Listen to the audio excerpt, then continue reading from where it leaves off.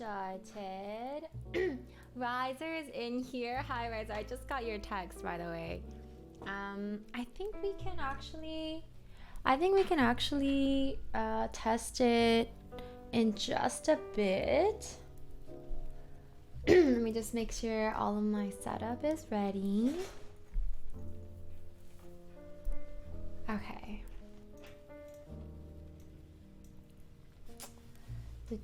One second.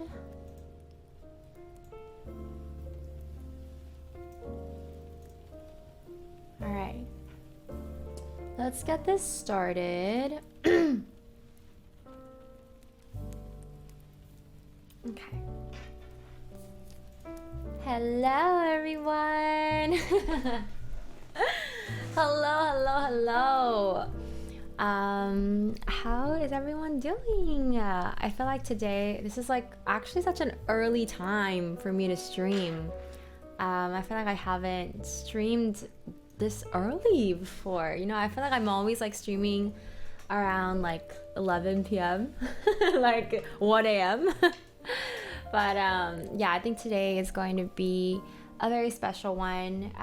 We have the one and only RIZR. So I'm super excited to share his journey with you guys. I see everyone just hopping in here now. Everyone's slowly piling in. We have RIZR on standby, I believe. So in just a second, how about we, RIZR, if you don't mind, maybe we can start testing around 9 p.m. Does that sound good with you? I was trying so many different things today with, also one second. Let me quickly check something.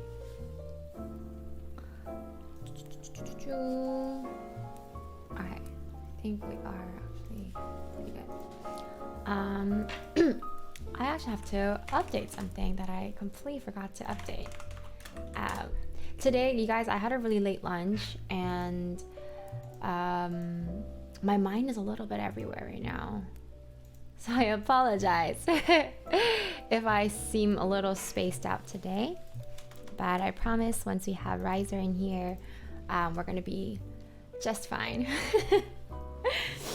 We got Josh in here. Hi, Josh. Welcome back in here. Yeah, it's Bree. What's up? Someone said, yeah, that's true. I probably won't be sleeping anytime early today either. Flying Jump Kicks, Beastin, Lynn, hello, Soap, hello. We also got Paximi, and we got Soul King today. Hello, everyone. I hope you guys are having a good day. This is our first episode, I guess, of Artist Spotlight that we're beginning. It's been such a long time since I wanted to start this, but there was just so many things happening with my life, with things moving, with my traveling, that I didn't feel settled enough to do like a reoccurring segment like this. But I think once we get it started, I realized that I just need to start it. There's no point at which I will be ready. So that's why we have our first episode of Artist Spotlight today. Our guest today is actually somebody who believed in me when I didn't even believe in myself. I mean, I feel like still to this day I don't believe in myself that much.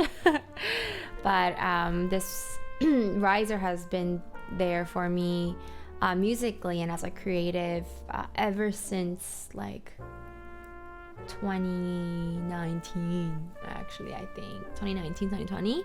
So it's been it's an honor to be able to interview RIZR here. High Five and Kanzi, hello. RIZR. Yeah, but let's just wait till a couple more people file in before we begin. So thanks so much for being patient, RIZR. Excited for this. I'm super excited for it too. This is my first time like ever interviewing anybody. So I'm nervous. Hold on, let me see if I could brighten this up a little bit.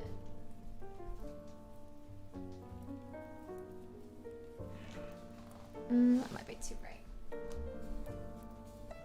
Alright. Seppukai, hello. Hello. Okay. But I hope you guys are doing well.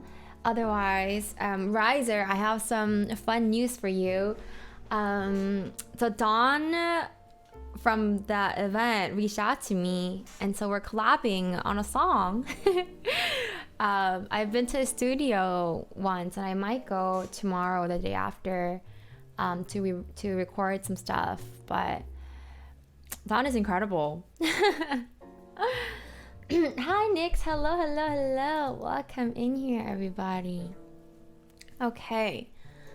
Let's make sure we have everything ready. Don Knock, that's my guy. I know. He's so chill. Like, I honestly collaborating with him like was so comfortable. It felt so natural, and he also treated me with like a sense of respect, which I really appreciated. I feel like sometimes it's hard to find people who can make you feel comfortable and respect you as a creative, despite how long you've been in the industry or whatnot. So it was such a nice opportunity working with him. Oh yeah, it's Bree. No worries at all. Congrats on the good grades. I know school's not easy, especially at a time like this. So good job. Yeah, it's Bree for staying off of Twitch and focusing on your school, because that's definitely more important than tuning into this. So thank you so much, Bree, for coming in here. Chaos, hello, welcome back. Chaos, make sure to bring your camera when you're at the studio. Hashtag vlogs.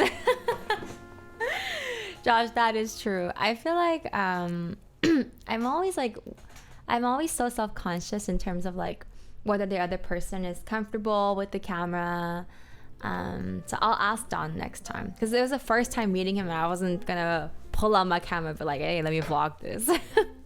Now that I'm close to him now, maybe we can bring up the camera now, but last time I was too nervous to ask. Moteya, early stream. Welcome back, Moteya. I hope you're doing well. I miss you. I miss you so much. And Saturns, welcome back as well.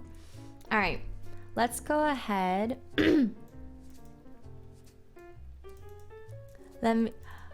Wait, really? Okay, you need to. Yes, wait. When did he come over? Like long time ago? He would be so fun to watch. I feel like that guy is like so good at creating. I'm really excited. Already ready for the next vlog? I know. I'm so excited to share with you guys.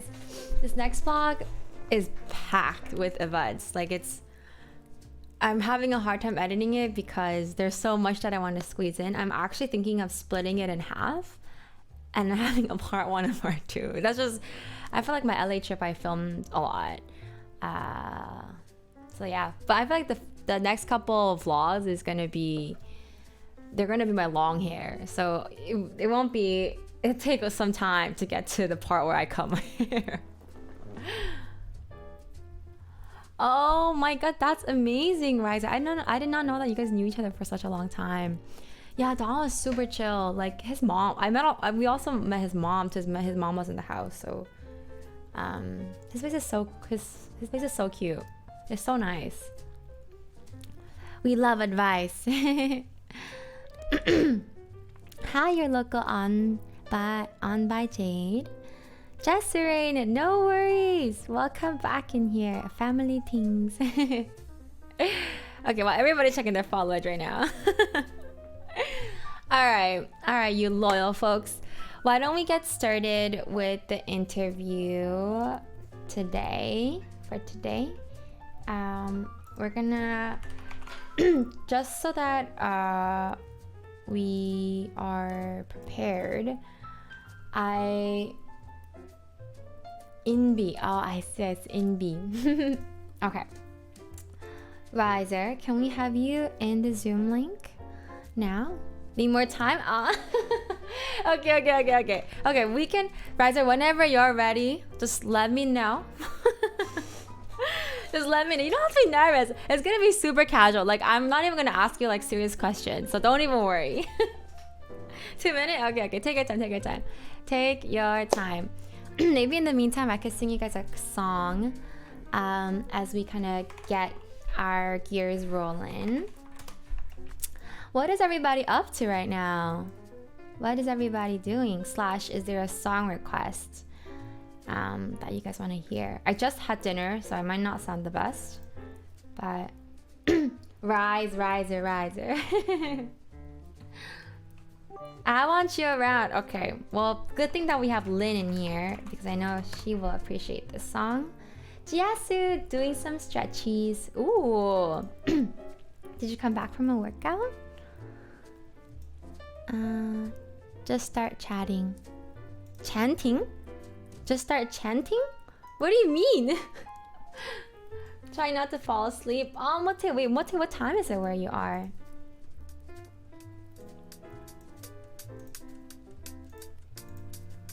We got one. Wildy, let's go! Oh, Wildy, welcome back in here! What's up, Wildy? Thanks so much for being in here. You're tuning in from Australia, I believe. I hope... I heard lockdown is gonna be removed sometime soon, right? I hope you're having a lovely day, and thanks so much for coming in here, Wildy. Oh, that was for RIZR.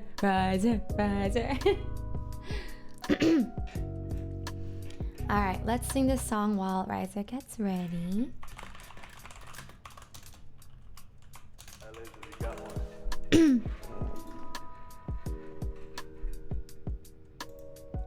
One more time.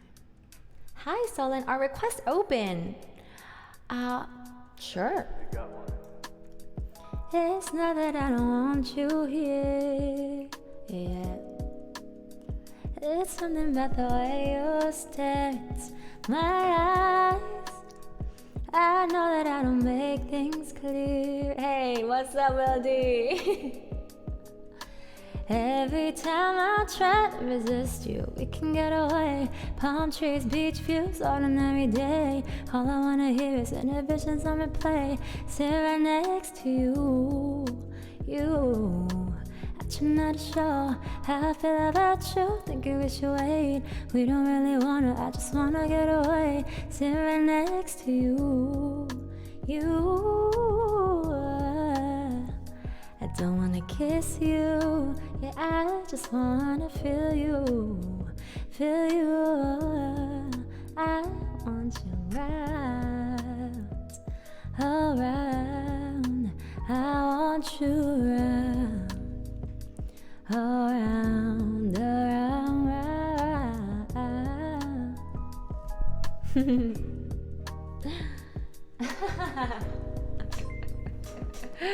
Good night. RIZR, come back. No.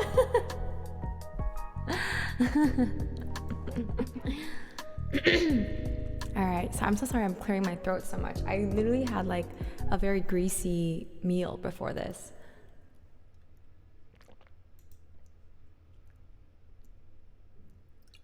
Love like movies, boy, we have been done with that song for a long time. I'm kidding, David. I'll sing you Love after this interview. I just want to know if RIZR is ready right now. RIZR, are you ready? 안녕하세요. Hi, JR. Welcome back in your JR. How was your LA trip? Are you still in LA? RIZR has left the chat. I think he actually did.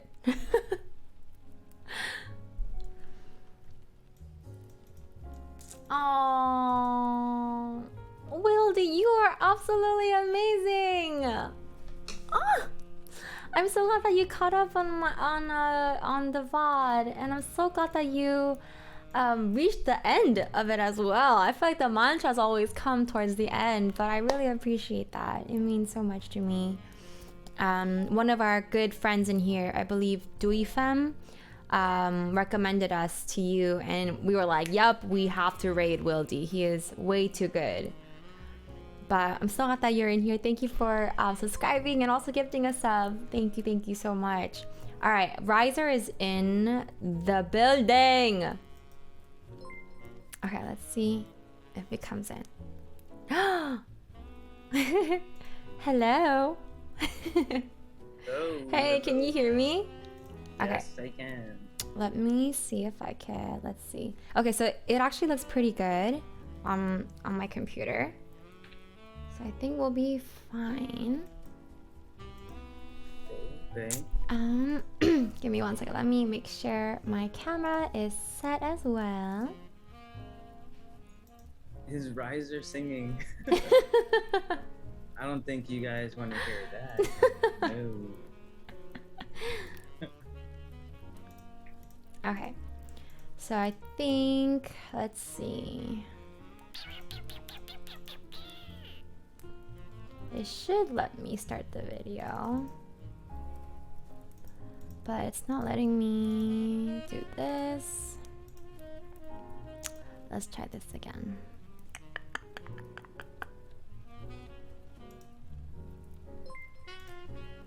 Thank Do you hear my air conditioner? What was that? Do you hear my air conditioner? I don't. Okay, good. Is it loud in there? It's so loud. Oh, really? No, don't worry about it. We can't hear it. We can't hear it. Okay, so now I don't know why this is not working. Would you be okay to hop onto Discord by any chance? Yeah, I'll try Discord. Okay. Send me the link. Yeah. Or I'm gonna get off Zoom then. Yeah, I'm gonna keep you on Zoom just for now so that we can communicate, but let's try this one.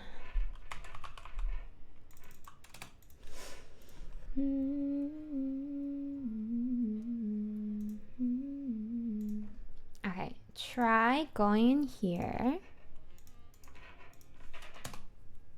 And then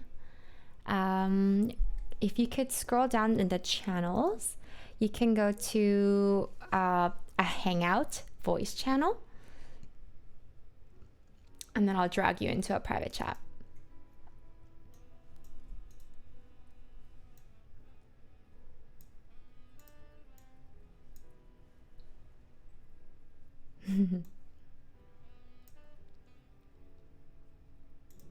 Thank you guys so much for waiting. We're just testing out the sound real quick. Oh, I should probably turn my camera off then, right? Yeah, try to doing that. And you should, I'm currently in a voice channel. So just find me where I am and then I'll drag you into the private chat.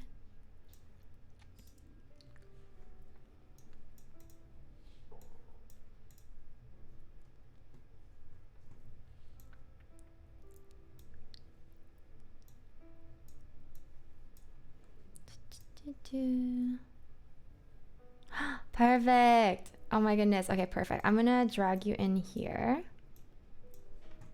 Okay, there we go. There we go. All right, I'm gonna end the Zoom, okay?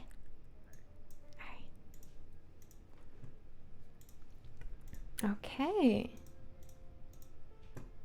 So, yeah, I can hear you. Do you mind enabling your camera real quick?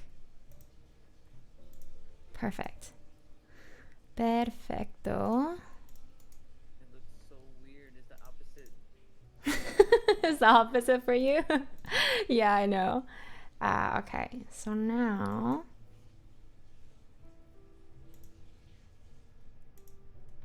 Okay. Damn. Is it working? Should work. Trust me, I tested this so many times earlier. And now it's not working. Why not? Oh my god, hold up. Hold up.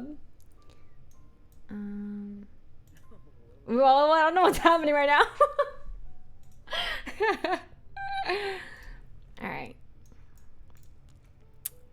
This is so weird. Okay. You're using OBS, right? Yeah, I'm using OBS. Yeah, just do window capture. Window capture instead? Okay. That's usually what I do. Just window capture. Is this better? Like that? Whoa, I don't even know what just happened. Hold up, hold up, hold up, hold up, hold up. No, I promise we can make this happen. I'm gonna try one more thing. I'm gonna try one more thing, and then if not, we'll do it again. All right. Let's try this. Ah, there we go. Hey, can you see me now? Yeah. Okay, perfect. Yeah, I just had to unplug it. So funny. Are we gonna see RIZR 2 for the hair check? Okay, alrighty. Thanks for being patient. Of course. Let me make sure your volumes are good enough. Do you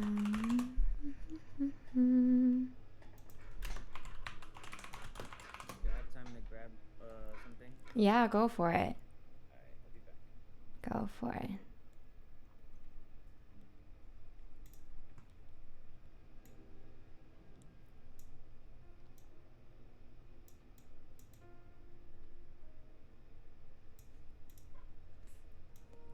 Okay, I think we are close to being all set up.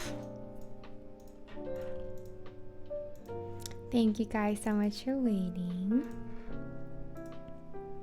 Okay.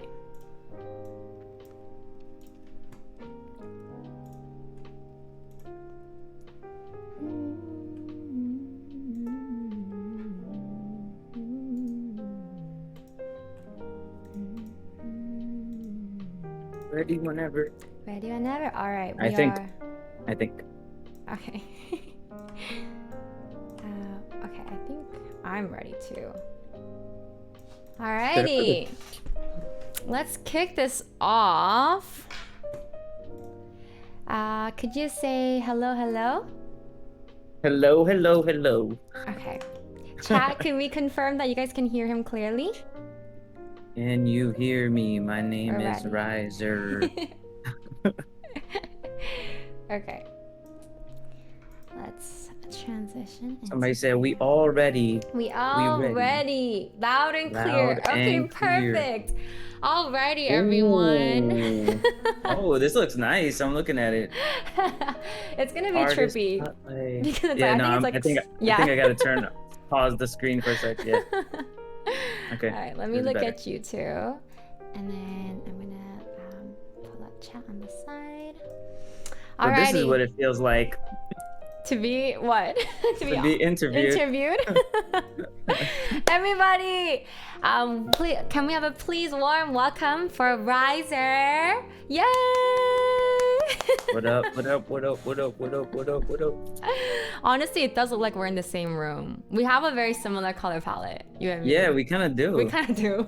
Yeah, yeah. All you need to do is just turn it a little dimmer back there. In the back, yeah. Yeah, and the same vibe. Oh my goodness. Well, everyone, thanks so much for tuning in. I feel like I've been wanting to do this for such a long time, just shining the light on like incredibly creative people like RIZR that I've had the lucky chance to meet. Like, it's honestly my honor to be able to interview somebody of his caliber on this channel. And I'm like equally excited for you guys. Don't make me blush. Don't make me blush. Come on. No, I mean, there's so much that I want to dive into. Like, this guy has done so much. You know, he's worked with some of the best producers, musicians out there, like Ilmond. Some of the producers, I can't even pronounce their name. I'm gonna try. Static Seletka? Is that how you pronounce? So, Illmind. That was the first one. Illmind. Illmind. What did I say? Ilmond? Illmind. Illmind? Yeah, Illmind, Static Selecta. I think it just looks funny because they're all kind of like stuck together on my bio and stuff like that. But yeah, Illmind, Static Selecta, Just Blaze, Arab Music. Yes. Just some hip hop legends. That's all. That's all. You know, that's just, you know, nothing much.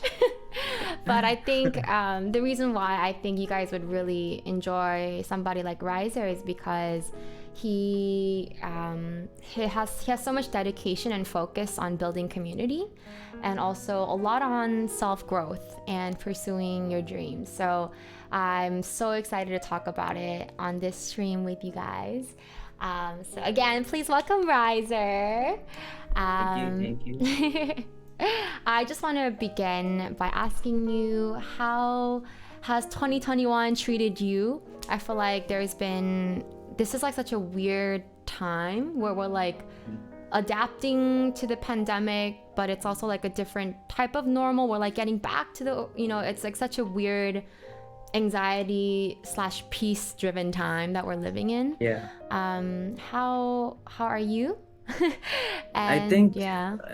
no, I agree 1,000%. It's such a, for me, I would say it's a transitional year.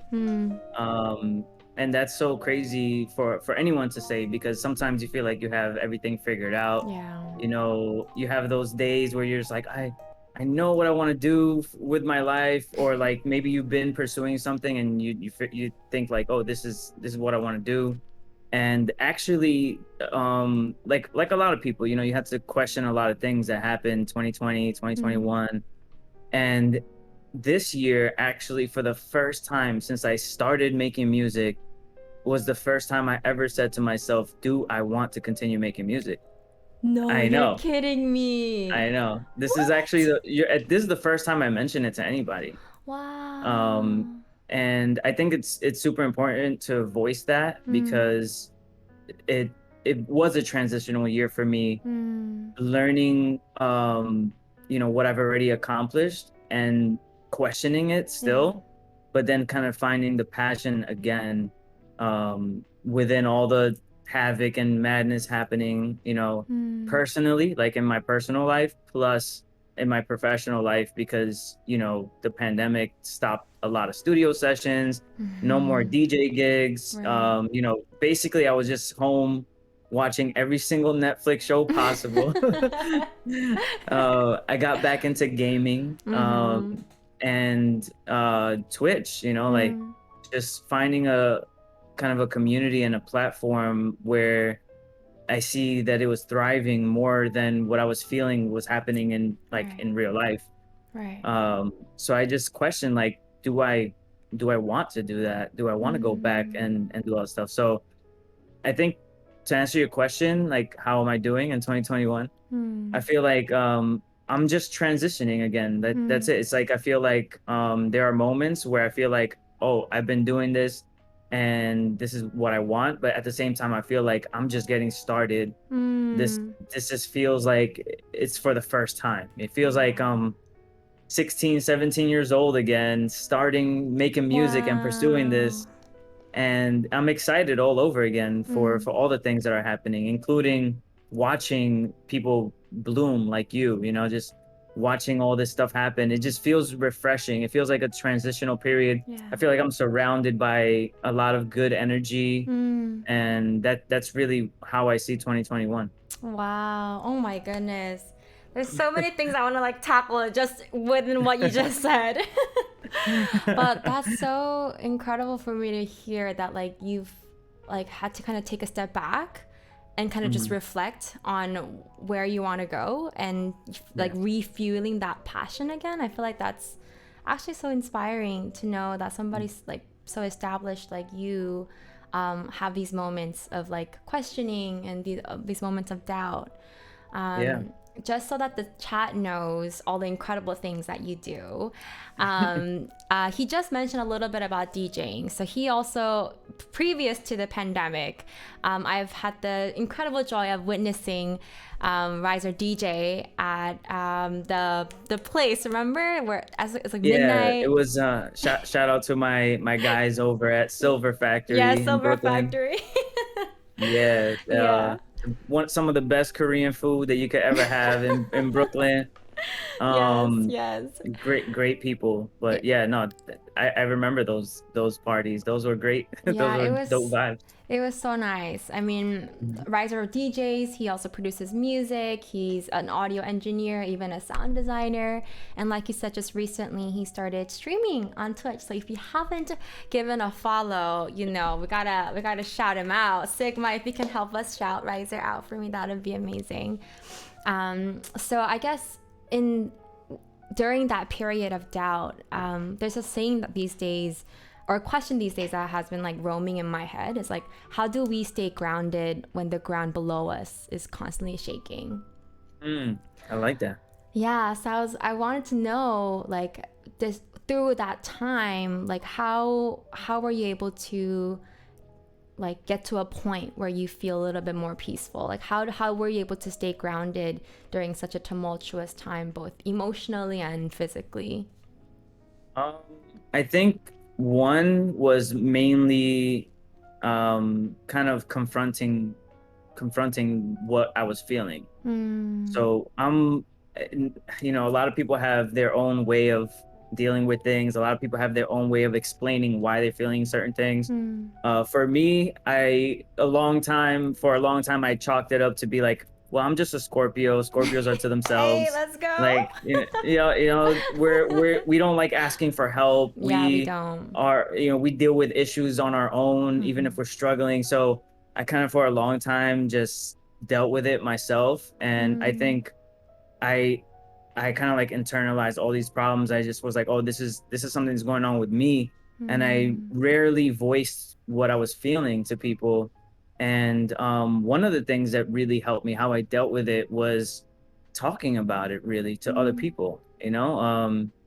There there was, a little beam of light, like for example, like Twitch, you know, talking about some of the issues with Twitch, mm. putting my personal life a little bit more out there for people to see. Not that I recommend that for everyone. It's not for everyone. And, Right. I think that you have to kind of grow into it. Mm, So, kind of like it was a turning point for me to express myself a little bit more personally. mm. Um, not a little bit, like, I mean, a lot, like just really, really my heart was out there for, like, Mm. I just exposed myself. For a long time I was the one that wore my heart on my sleeve and just roll it up. Yeah. I'll take all the punches. I could be the bad guy, I could be the good guy, Mm, whatever. I didn't really care of like the image that I appeared at in front of other people. mm. um and I think that one of the ways that I dealt with it was really, really just talking about it, Wow. exposing my my flaws, my Mm, my doubts, my fears, mm, and almost like pretty much like just asking for help. Like, mm.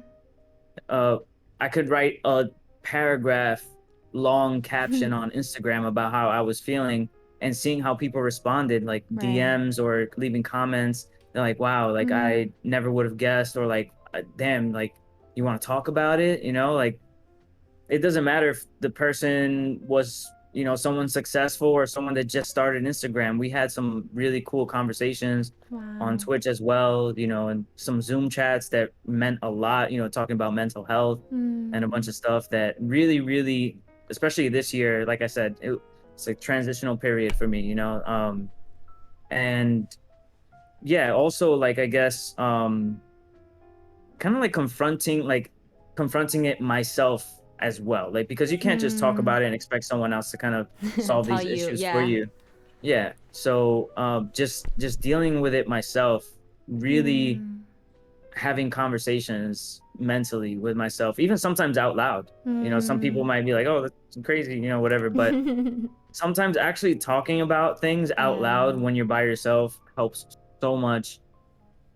Even funny things, like, I walk around my apartment sometimes just telling myself out loud, hey, look, you want to make it, like, do Right. you really want to make it in the game? Right. Like, you got to work hard. Like, Right. I say it in a funny accent, I'm not going to do it here, but just to kind of like make myself laugh, and just like, you got to make it, you want to make it, like it's like someone asking me a question, like, you want to Right. make it, and I'm just like, yeah, and then like, oh, you got to work hard, so Right.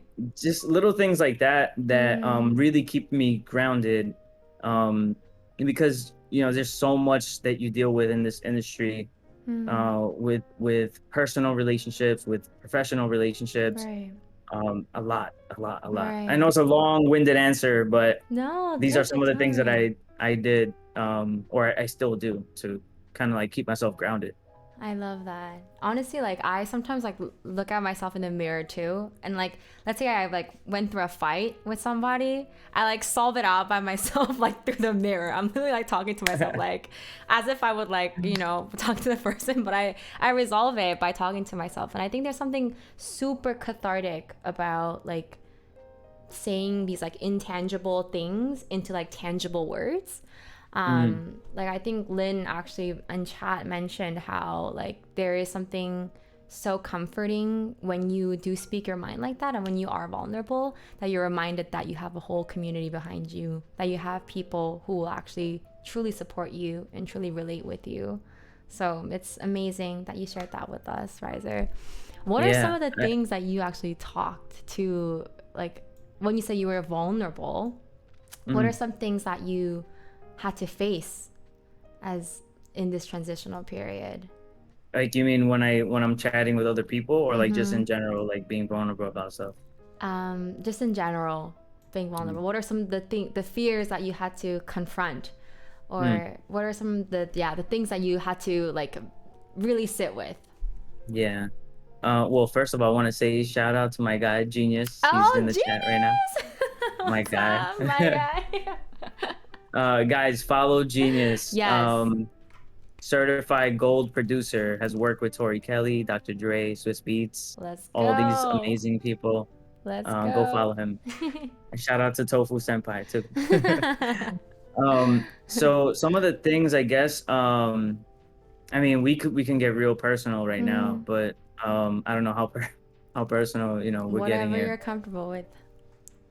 So, just for, I guess, just for context, Mm, as to one of the reasons why the community on my Twitch channel which is mostly producers, mm, the reason why we became so close is because I actually announced last year in 2020 that my father was diagnosed with stage 4 mm, cancer. So mm, that was one of the biggest things that I exposed personally about my life. And mm, I was so scared to let anyone know. I was so afraid mm, to ask for help. And um, when I announced it on Instagram, I this was 2020. mm, So I immediately was like, what am I gonna do? Now I look like, this weak person, and my family looks weak, and that wasn't the case. So mm, what we were doing as a family first was like trying to stay strong, mm, and everyone was so supportive. There were people from all over the world on Instagram, on Twitch. I was really heavy on Illmind's Twitch. mm, And all the producers, the entire community on Twitch was so supportive. And mm, the Kinjas as well, they were super supportive. There was another group, the Digilog, they're a mm. music networking company, music and tech company. They were so supportive. There were so many friends and family, people I didn't even know. They were, Wow. really supportive. And some of the things that I did was just kind of like be active in the community, Mm, um, and just talk to these people that were also going through so much.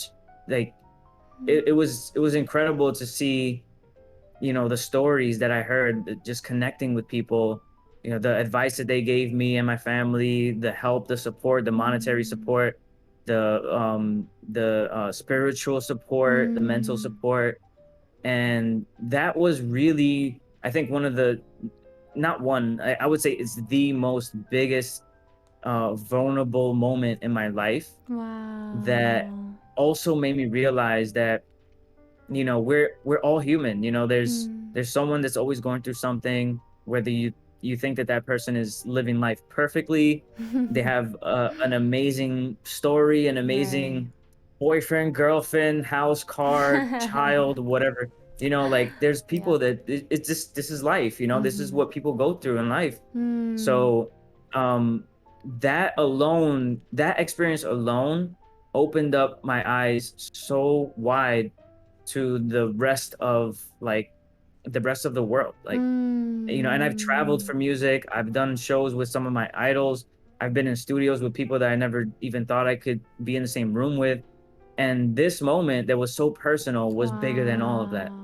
So that I would want to say that that right there is probably the biggest personal thing Wow. that has shifted my thought of like everything.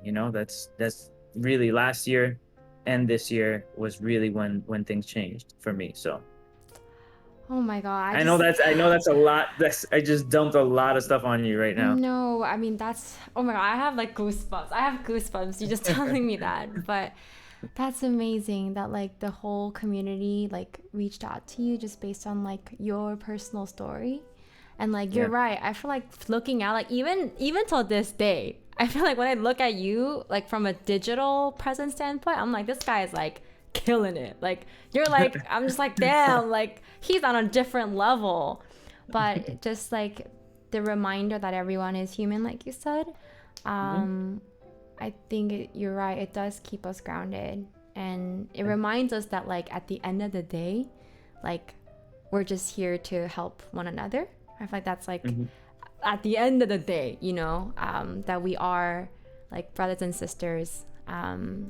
We're just cut in different shapes, but we come from the same rug. You know. Yeah, Um, absolutely. I love that. Wow. Oh my goodness. Where do I go from here, Riser? Whatever. I'm an open book. This is the artist spotlight Yes. with Sola. Let's get it. I would And love. another thing too though is I would say and a lot of people have heard similar Mm, advice to this. I don't know the exact phrase that people say, but mm, through adversity, just keep a smile on your face, keep that yeah. positive energy. Don't Mm, lie to yourself, right? mm, Don't lie to yourself, but always keep a positive attitude. mm, That's really what I learned from everything as well. I love that. I love that. Yeah, I feel like also you are someone who's like you like humor. Like I feel like as Scorpios we are very intense and like we're very passionate but I feel Mhm. like something that I appreciate about you is like you like to keep it light and you like to like add in humor whenever you can. So I I don't appreciate think I'm that. funny. I think people find me funny by accident. What do you mean? I don't know. Like sometimes people hear me say something and I'm like, that's not what I said, but they They think find that it I said funny. that and they think it's funny, so I'm just gonna say, yeah, that's what I said. Oh my god. Well, my next question to you is I don't know the answer to this either is like how did you start getting into music? Like how did you begin this music career? And yeah, like what inspired you to pursue music? It's an interesting story that took a lot of different turns, but Mm. the short story is how did I get into music?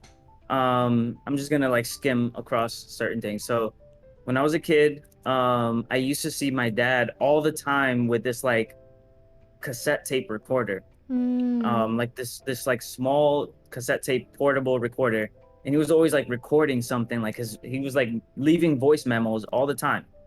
And I'm just like, what is he doing? Like, what is that machine? And then we used to live with my grandma, and she had a picture of my dad when he was like young, and he had like the afro. He was rocking the afro, and he was holding a guitar, kind of like just playing. Like I guess the picture was him playing the guitar. So I always Mm. kind of like was like these two things like I really Yeah. idolized what I saw, like my Mm. my dad was with the tape recorder. I was so interested, what's that? Saw him with the guitar in Mm. the picture, and I was always questioning like, what is that? So one day I just kept asking and asking like, can I play with that? And he was like, yo, just play with your like Nintendo or whatever. I'm like, no, I want to play with that. So he actually bought me one, Mm. and I would just like press all the buttons. I didn't know what to do with it, and then I started recording. When like I guess it was like maybe like MTV or something. I used to record with the tape recorder. I used to go to the TV and record the Record. song. Yeah. That's And then so I would just like cute. I would find every song that I liked. So if it was on the radio, on the TV, in the Mm-hmm. car, I would just like carry it everywhere and record all the songs with me. Um Mm. So fast forward, my dad was also an English professor. Mm. So he made me read books and the newspaper. And when I was reading and stuff, he was like, if you don't understand any of the words, like the big words and stuff, Mm-hmm. he's like, just write it down in a separate piece of paper and write down the definition. Like, look it Mm-hmm. up in the And dictionary, then write it write down. it down. Yeah. Yeah. So, and then he's like, then take those words and like invent a story from scratch. So he's like, yeah, make up characters, whatever. So I would read the newspaper, all this like madness is happening in the world. I would read all types of books. I was into like, uh, like, I don't know, like Goosebumps. I don't know if anyone ever has Yes, I read remember Goosebumps. those. Oh my So like, I was into like horror and god. like Okay. crime and stuff like that. So Mm-hmm. I would read all these books and newspapers, and then I would have all these definition of words that I had no idea what they meant. And then I had to form a story with a made up character. Wow. So yeah, so I just started coming up with stories like Mm. without even reading and or using words that my dad told me to do. And then I eventually made like a comic book. And then I started drawing, and I drew the characters that I was making the story about. And then after that, I was like, I really want to learn more about drawing, and then Mm. I and photography. So I really got into visual arts. What? I did not know this about you. Yeah. So in high school, I took up photography, and I took up like just art, like drawing. So it was like a big passion of mine. I had like a sketchbook full of like, I was super into. It's gonna sound Wow. nerdy as hell, but I was super into Yu-Gi-Oh. Yes. Who isn't? Who isn't? Yeah, so I used to draw all the Yu-Gi-Oh characters in my sketchbook, Mm. and then I got like I borrowed a camera from the school, and I would like just go around do photo shoots. I was trash, but whatever. And then one day, one of my friends in the gym locker room in high school was like, "Yo, do you rap?" And I'm like, "No, I don't rap." He's like, "Yo, but you always listen to hip hop. I always hear your music like with your. I think I had like a CD player." Mm-hmm. I'm like, "No, I don't rap." Somebody said, Sigma said, "It's time to Do. do." Oh man, yeah. So this kid was like, "Yo, you rap?" I'm like, "No, I don't rap." He said, "Yo, Mm. come on, like, you want to see this battle happening?" So in the locker room, these kids were battling, rap battle, Mm-hmm. and I was like, "Yo, that's really cool. I want to join." And I tried, and I think I said one line, and everyone was like, "Oh." Oh Yeah, shit. yo, he got it. So they asked me to join it. They asked me to join a group. I think I said something stupid like, I think I remember the line actually. I said, "You can't bite my rhymes because they taste too nasty." Woo! I don't know. I don't know why I said that. That's fire, Uh, you guys. What? you can't bite my rhymes because it tastes too I nasty. love that. But yeah, so I joined this hip hop group and I got kicked out. And then from there, I learned how to produce. I found a passion for it. Mm. I had one friend that believed in me. Mm. He gave me some of the software to learn how to produce. The software is FL Studio, Yes. and that's what I use to this day. And Mm. the rest is history, really. I mean, the journey from then on, I guess, is more of the professional side. Right. From high school, it was just transitional, like learning and Mm. getting excited and doubting yourself and Right. picking yourself back up and just saying like, you know, just having fun with it, really. Right. Yeah. I love that. I mean, it's so funny that like you started out from rap. Like I remember you Yeah. like kind of telling me that, but I was like, Mm. oh, maybe it's just like for a hobby. But damn, you're in a whole Yeah. group. The funny thing is, growing up, I wasn't like ever into one genre ever. Mm. I grew up listening to like the oldies. My dad was super into like the Beatles, Mm. all the classics, all Mm. the rock classics that you could think of, and then like also R&B as well, like the classic R&B stuff. My mom and her side of the family was super into like all the Spanish music, all the like merengue, bachata, like all that stuff. Mm. Mm. And but then combined, like my parents combined especially because my mom loved watching soap operas. And she loved watching soap operas in different languages. Oh So wow. yeah, we would watch stuff in like Portuguese. We would Mm-hmm. watch stuff in Arabic, and I'm Wow. like, do you understand what's happening? Like my mom's like, no, but it's dope though. Like, like she actually learned how to speak Portuguese, By just watching watching? the shows. Yeah. Wow. I love And that. so we were surrounded by a lot of different things, and Mm. that just kind of like grew it. Like I grew up that way, so Mm. uh I mean, also like kind of like being surrounded by family members that were like almost like influencing me with different things. They're like, yo, you gotta Mm. speak Spanish, you gotta like learn how to dance, you gotta do this and that. And as a kid, you're just like a sponge, you're Yeah, you absorbing soak. everything. And then I had the Mm-hmm. cousins that were like the cool cousins. They're like, yo, you gotta listen to this. And I'm just like, yo, but they're saying bad words, I can't Right. listen to that. And then my sister and myself, we would watch like I think it was like obviously like MTV was Mm. on. I think VH1 was one of those channels where they had like some of the older music. Mm. So one of my favorite bands growing up was Incubus, Oh. Red Hot Chili Peppers, like Yes. all these bands. So I would watch their music videos and be like, yo, I want to be like them too. So I was just super influenced by a lot of different things. I I was in a love rock that. band too when I was a teenager. What? I was a singer. I was the lead You singer were of a the rock band when I singer? was in. Really? Is there Yeah, YouTube footage I out did. I here? did Battle of the Bands and everything too.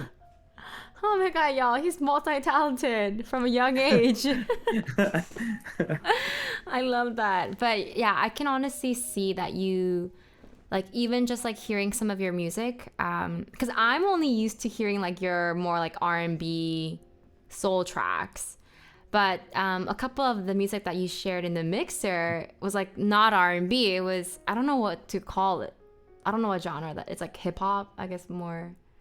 Mm, There's more upbeat and yeah, it feels like RIZR is somebody who like appreciates so many different cultures, and it's obvious hearing your family's like story and history. mm, It seems like you have had so much influence from yeah, like cultures that weren't even within your like little pod, like Portugal. Like seems like yeah, you were, and I think like that's also something that I realize about you is that you're so like open to welcoming different cultures. yeah. Yeah. Uh, it's kind of like something that I picked up from my parents, especially Mm, my dad.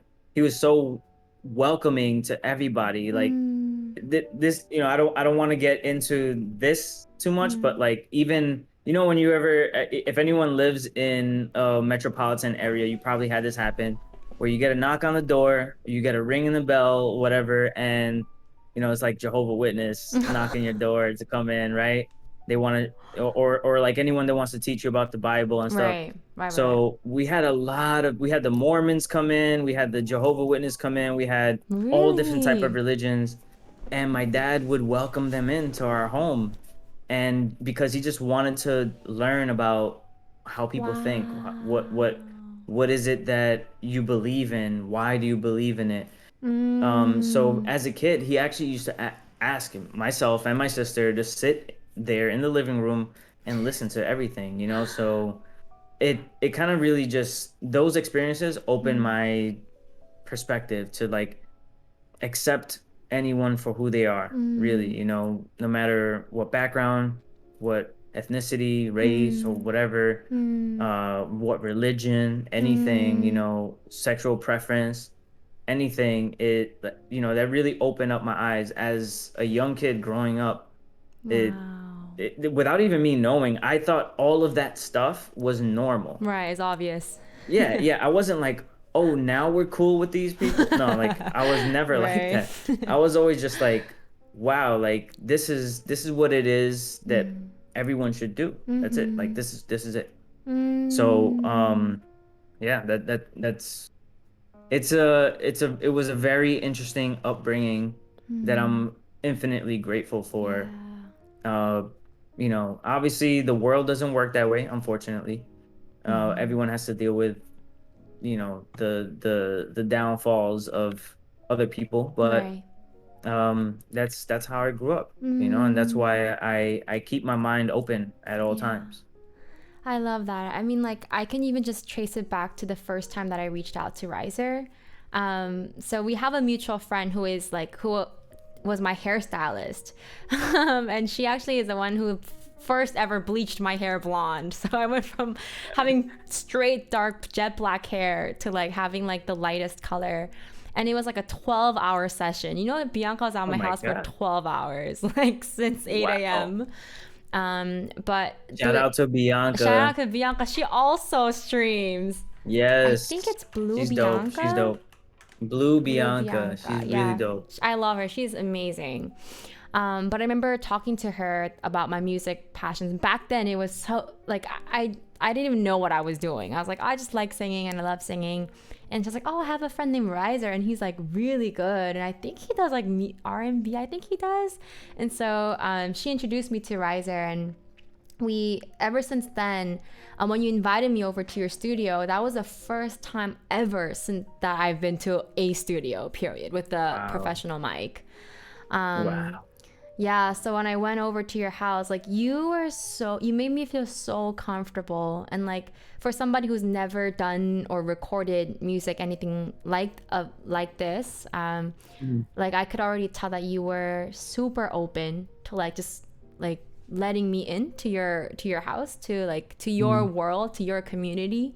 I think being in a new city, I was so scared to like be alone, but like you inviting me to like even your jam sessions with Billy, with like your friends, inviting me to these events, with the midnight, The Midnight Dreams Collective. yeah, the That's what it midnight dream, was. yes. um it was so, yeah, it was so refreshing to have somebody who like looked out for you like that. So Mhm. you mean a lot to me, especially when I first came to New York, and like if it wasn't for you, Twitch, this might not have happened, really. So thank you so much. I wouldn't even no. You know what's so funny? When Bianca connected you. Well, first of all, I want to Mm, say shout out to Bianca. yes. Amazing person. Mm-hmm. She's super cool, and it's almost a similar experience where she came to New York and she was gonna intern for me. And next thing you know, I had her in music videos. I had her DJing with me. Like, just got her immersed in the Right. music world out here. Right. Um, so when she recommended, she was like, "Oh, I got somebody that you're gonna want to work with." She told me that, Oh, she and she's did? telling you the same thing. I was just like, okay, like, if Oh. she's recommending somebody, she's been around me. She's been to the studios that I worked at that Mm, time, mm, and that was a very big when she was around. That was like a very big time in my mm, career. mm. So I was like, if she's recommending this person, like she's dope. And I was like, all right, I gotta like make a good first impression. Oh, what? Yeah, so I was like, all right, hold on, let me make sure, I come correct. When you came over, I was like, what is it that you're Yeah. trying to Yeah, do? what's the Then when vibe you showed here? me the acapella group Oh stuff, my god, yeah. I was like, yo, this is like way out of my league right now. No. Like this is an acapella group thing, and I was like, Yeah. oh man, what am I gonna do? And I still remember. I think it was a session. I think that we had either it was just us, or I think it was with Bia and Izzy. Shout Mm-hmm. out to Bia and Izzy. Bia and Izzy, yeah. Um, I think it was a session that we had either, like I said, you and I, or with Bia and Uh-huh. Izzy, and then you were like, oh, can can we, like, I think I said, like, let's listen to some music that influences us. Like, what Mm-hmm. are you listening to right now? Mm-hmm. And you played me some R&B stuff, and I was like, oh snap. I was like, yeah, this is what I'm talking about. So I kind of like wanted to get into that R&B vibe. Mm, So that's what really, like, I was like, yes, mm, like we gotta do something like this. mm. But then come to find out that you also do all these other styles. Like, like I didn't know that, like the song that you have out right now. Well, you have the Butterfly song out, Mm. and then you have the Love like the movies. movies Uh-huh. one, and they're so different from each They're other. so But different. I'm just like, wow, like y- judging from back then till now, I'm like, whoa, Yeah. so. Thank you. Thank you. I mean, the one with Don Knock is also a completely different genre. So I feel like, Oh, yeah. wow. Wait, you have a song already? Well, we have a draft of a song, Okay. but yeah, it sounds good, Okay. at All least right. I to want to see me. that. I want to hear that. But yeah, I don't know if I'm I answered your question, actually. I just got taken away by no, all no, the of course. dope stuff happening. But yeah, I think so. Actually, so my brother is actually also a producer, and just on behalf of a lot of the producers out there, how does one like? What is your advice to somebody who really wants to, I guess, get into the industry, but Mm. can't permeate that? Like for you, what was that like breaking point for you? And Mm. yeah, how would you give advice to like burgeoning young producers who are just getting into it? They're talented, they're incredibly talented, but they just don't got the chops to know what's in the industry. Um, First, I would say that there is barely any such thing as like getting your big break, really. Mm. It's an accumulation of things, right? So Mm.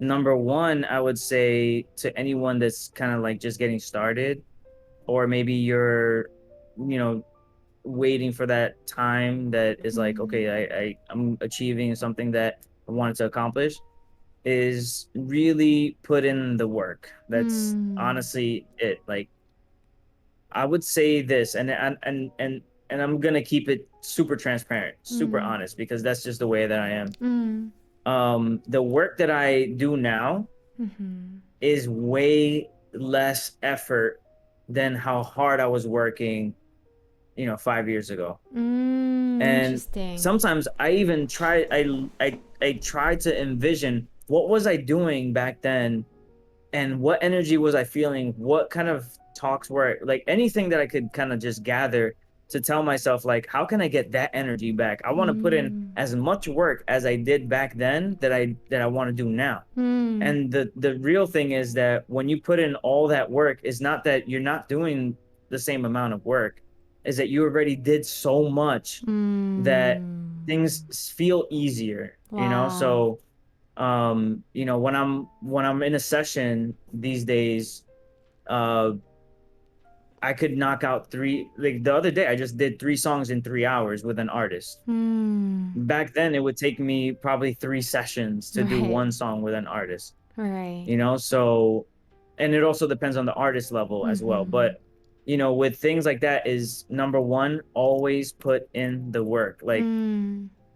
when you wake up, find something that's going to help you further reach your Your goal. craft. Mm-hmm. Whether it's like, for me, when I first started, when people ask me how long have I been producing, I only, to some people, I say since 2005, because that's when I started. Mm. But for the most part, I tell people 2010, Mm. because the first 5 years I was just every single Learning. day annoying the shit out of my parents. Sorry, I don't know if I can curse on Oh, here. you can curse. Okay. Annoying my parents Mm. very much by using the family computer, which was the only thing that we had. Yep. Yep. And, I remember those yeah, times. and making beats in the living room from morning till night. From morning till night. I My love that. mom would be like, "Yo, I'm trying to watch my show," and I'm just like, "All right, the headphones come on. That's it." And from morning to night, just learning, Mm. getting CDs and popping them in and listening to the songs. Like, I used to listen to, like, I think the first beat that I ever made, I was a big fan of, like, Eric Clapton. I don't know if anyone Mm. knows Eric More Clapton. than Is a words. really amazing guitarist, right? Yes. Amazing artist. And I was just like, yo, I want to use his guitar on one of my beats. Well, Mm. my first beat, so I learned how to, like, sample, and I was like, oh, I'm gonna grab his guitar, and the beat was so trash. Like, the guitar was amazing, and I was like, my drumming was off. I didn't know how to do anything, but I was like, I felt so accomplished, Mm. and I was like, I want to do that again and again and Mm. again and again. So I just used to listen to my favorite songs, you used to Mm. listen to, the radio, and I would sit there and study what songs were being played the most, Mm. uh, and then listen to like oldies, and then listen to new stuff, and just kind of like study. Mm. So that's like another thing I would say. Just really study what it is that you're comfortable with, what Mm. it is that you want to do, what kind of sound and songs you want to do. Um, and then also, I guess, like, there's a lot of steps, but I would say the main thing is to take sometimes a step back and Mm. see if what you're doing is actually what you want to be doing. Oh, that's the hardest thing to As face. someone that has all these backgrounds, like you said, you know, what we spoke about earlier, like someone that was writing music, was writing poetry. I was writing poetry pretty much. Mm-hmm. I was writing songs, and then I was performing. I even played keys for a band before. I was the front man. I was also the background. I was the Mm. rapper. I was the rocker. I did a lot of stuff. I was the DJ that played dubstep for the first time in Queens, New York, and then I was also the guy that was only playing a smoker set. Like I was playing all Snoop Dogg. Like Oh, like I a was, smoker's. yeah, I tried out a lot of things, I love that. and that's the thing. Try out everything that you possibly Mm. can musically, and find out what it is that you want, and then take a Mm. step back. Do all Mm. these things. Plant the seeds, throw everything out there, have your friends give you feedback. Mm. Invite your friends to the shows, invite your friends to the crib, invite your friends to the studio sessions, Mm. and then get the feedback, get everything, and then you need to have this moment where you step back and say, is this what I want to do, or is Right. this what I want to do? Right. And that back and forth is going to happen for some time, Yep. and then when you finally figure it out, that is when the moment where by the time you figure all that out, Mm. you're going to have that moment where you're just like, now I know where I want to go. Yeah, Or this is sometimes you it. might be like, the moment might happen when you have a hit. Mm. You might be a singer, you might be a rapper, you might be a drummer and a keyboardist and a graphic designer and a dancer, Mm-hmm. and then you find out that the one thing that really got you on, that you're excited about, is something completely different Different, from maybe right. all of those things. Right. You know? Wow, I feel like I needed to hear that. No, because I think like what I think I and maybe a sub couple of our viewers also is like, I don't know if you've been ever told this, but like, what is that phrase? Jack of all trades, master of none. Where Yeah. like you can do, there's so many interests that you have, and you're all like good at all of them. You're like not the Mm. best, but all good at them. Mm-hmm. Um, I remember like having, and I still struggle with this. Is like it's so scary to put all of your eggs in one basket, to like to just focus on one thing. There's a lot of fear, I think, that comes with that as well. It's just like balancing your love for it and the fear of, I guess, failing. Mm-hmm. That versus like you being exploring all of these things. I feel like I'm going through that right now too, is where I'm like, I'm trying out different things. I'm seeing if this is something that I like. Yeah. But it means a lot to hear coming from you that like, every now and then I should take a step back and reflect Yeah. whether this is But something that I really, really love. like, I would say from what you just said, like, Mm.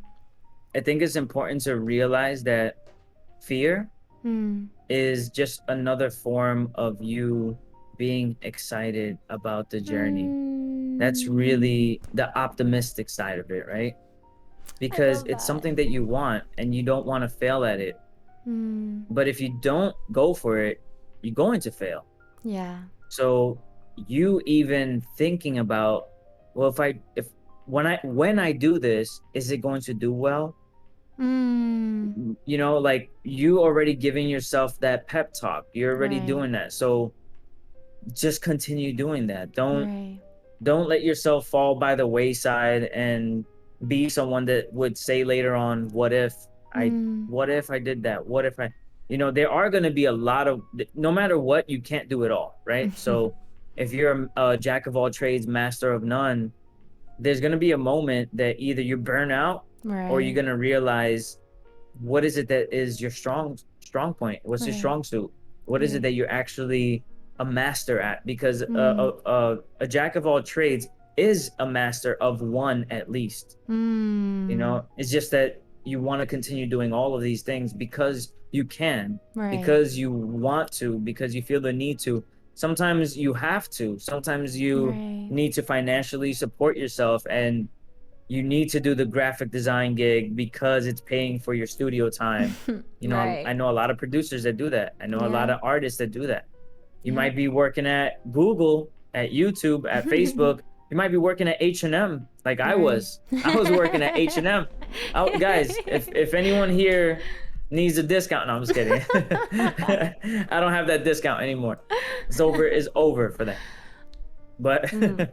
you know, like having um the passion for all these things, Mm. you will find that one thing that you are passionate about, Mm-hmm. and that you can pretty much thrive on, you know? And Mm. sometimes you might go down that path. You might say, you know what? And I'll share a story, since this is Mm. obviously the artist spotlight. You know, we're here Yes. with Sola. Let's go. So for me, I really wanted to record people. I went to audio engineering Mm. school. So I got my certificate.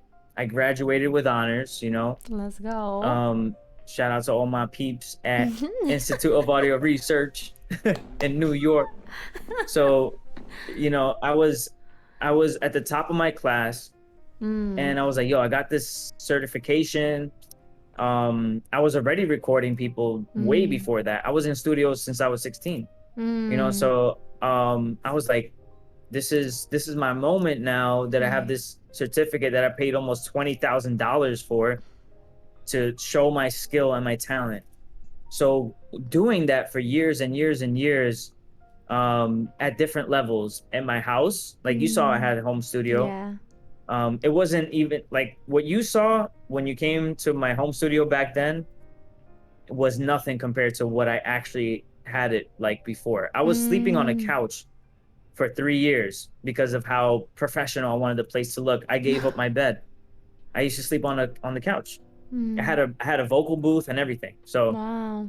you know, sacrifices. Mm-hmm. But having home studios, then reaching out to studios around New York, and just asking for an opportunity Mm-hmm. and working these sessions. You know, someone that was, you know, just in his, you know, teenager, early 20s, you know, and then also by the time I turned 25, I shared this story when we were at the Studio Mixer. When I Mm-hmm. was 25, I used all my scholarship money. I got a full pay scholarship for school because I kept my grades up, and Mm-hmm. obviously I applied for a scholarship, and they paid for my ride through one of the schools I went to, Mm. and I used all that money to open up a facility, like an actual commercial studio. Mm. And at 25 years old, that's like in New York, that's almost like Huge. unheard of. You know, Right. someone that's going to school, running a business with literally the income coming from music. That is Right. like unheard Rare. of. So doing all of that, I would say that the main thing, and mind you, like I was super passionate about it. Mm. Still during those times, I was questioning, like, I'm an entrepreneur, I'm a business owner, I'm a student, you know, Mm-hmm. I'm a student that wants to have high grades. Right. And mind you, I wasn't just doing music in school. I was taking psychology, I was taking Mm. physics, I was taking critical thinking classes, I was doing all this stuff, and I was at the top of my class in those things too. And at one point I was like, do I want to join an honor society and do Mm. psychology?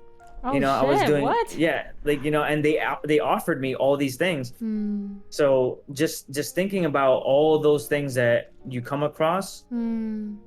just in general, like I know you shared your story where you were going to school for something completely Yeah. opposite, you know, you were educating yourself with something completely opposite. So, you know, this is a story that happens to a lot of people, Yeah. where you go through an educational program, you go through friends and family telling you you should do this or that. You find your own passions, and you're like, I want Mm-hmm. to do this thing, I want to go this way, I want to go that way. But then at the end of the day, really, the biggest thing that you could do is take a step back and Mm. see what it is that is one helping you thrive and help making you happy. That's number one. Yes. Making you happy, where you wake up and you don't say, "Ah, I gotta engineer another session today," Right. which is what happened to me. I was like, damn, I don't Mm. want to engineer anymore. I'm Wow. here making, you know, not to sound like that guy, but like I was making a lot of money as Mm. an engineer, Mm. and I gave it all up, you know, because I Mm. didn't want to do it anymore. And, having those moments, and I know it's happened to you, it's happened to a lot of people that we spoke to. You have those moments where you're just like, is this really what I'm passionate about? Yeah. And that's what really counts. Mm. Just having these conversations with yourself and finding what it is that you want to do. Mm. Oh my goodness. Oh my god, like I needed to hear this so much. But- from all the stuff that I'm going through. But yeah, it's so incredible like how much hard work you've put into all of it. Like I feel like we're living in a generation where like procrastination and overthinking kind of plagues Mhm. us. I feel like a lot of our generation like suffers through that, but it seems like every time I talk to you or every time I like interact with you or see you, I'm always so inspired by like how much genuine hard work you put in, and it's like so Thank obvious from all the stuff that you've accomplished like way back when. And like you. it tells me that you're right, it's an accumulative, it's never like you wake up and it falls from the sky. It's like you have to be ready for these Yeah. opportunities that will come your way. I love that. Mhm. My just a couple more questions for you. Yeah, no, I'm ready for all the questions. Wait, so what was your first ever like released music, like from your professional era? Okay. Whew. Okay. Whew. All right, that almost gave me a heart attack.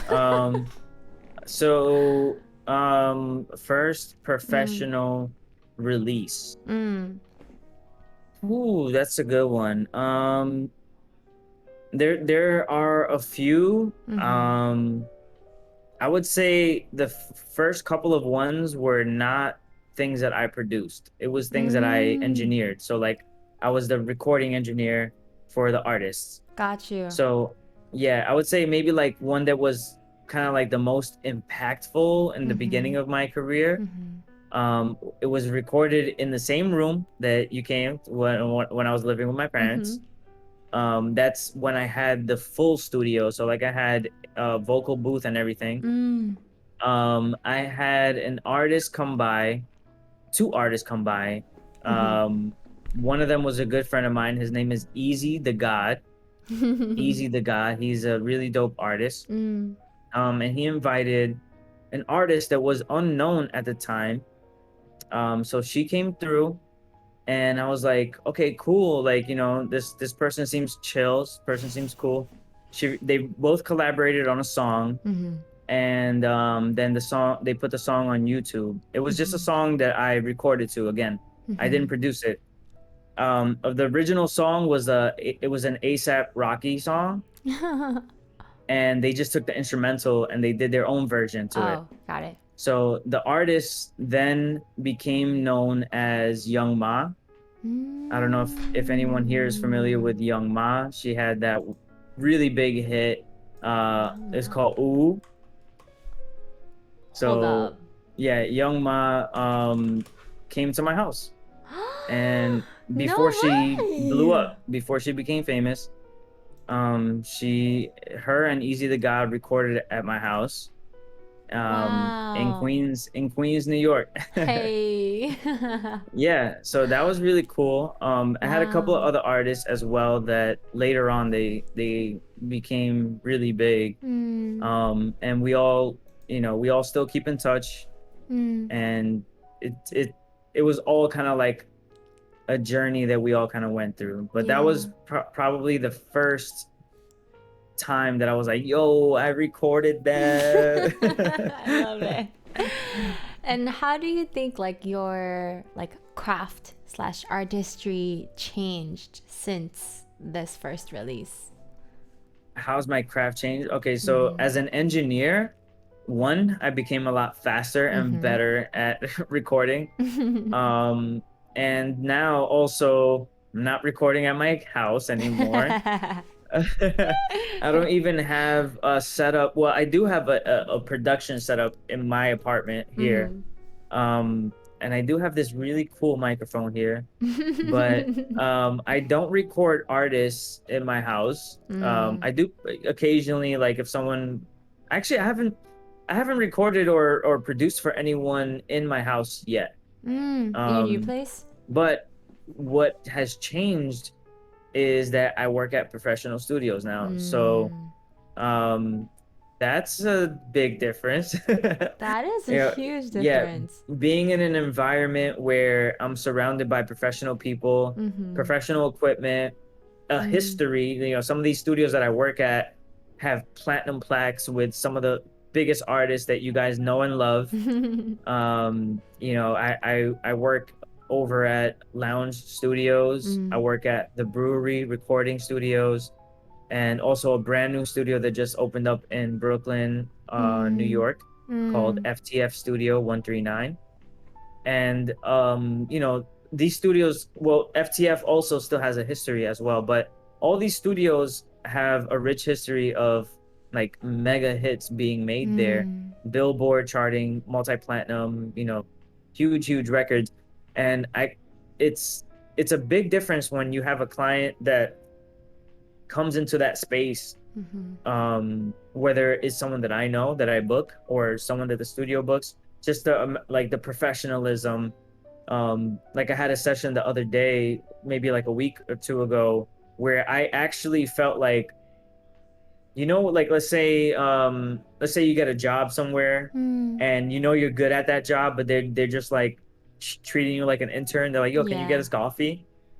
um I hate so that. at when I had this session, I felt like they used my skill to the fullest potential. They were Wow. just like, yo, we need this and that, and we need it to happen in this. And I was just like, yo, yes, this is like, now I feel like I'm Mm. applying 100% of my skill, like everything that I Wow. learned throughout the years. The singer was on point. She came through with her Mm. producer and the songwriter and the kind of like the vocal coach. Her Mm-hmm. A&R was there.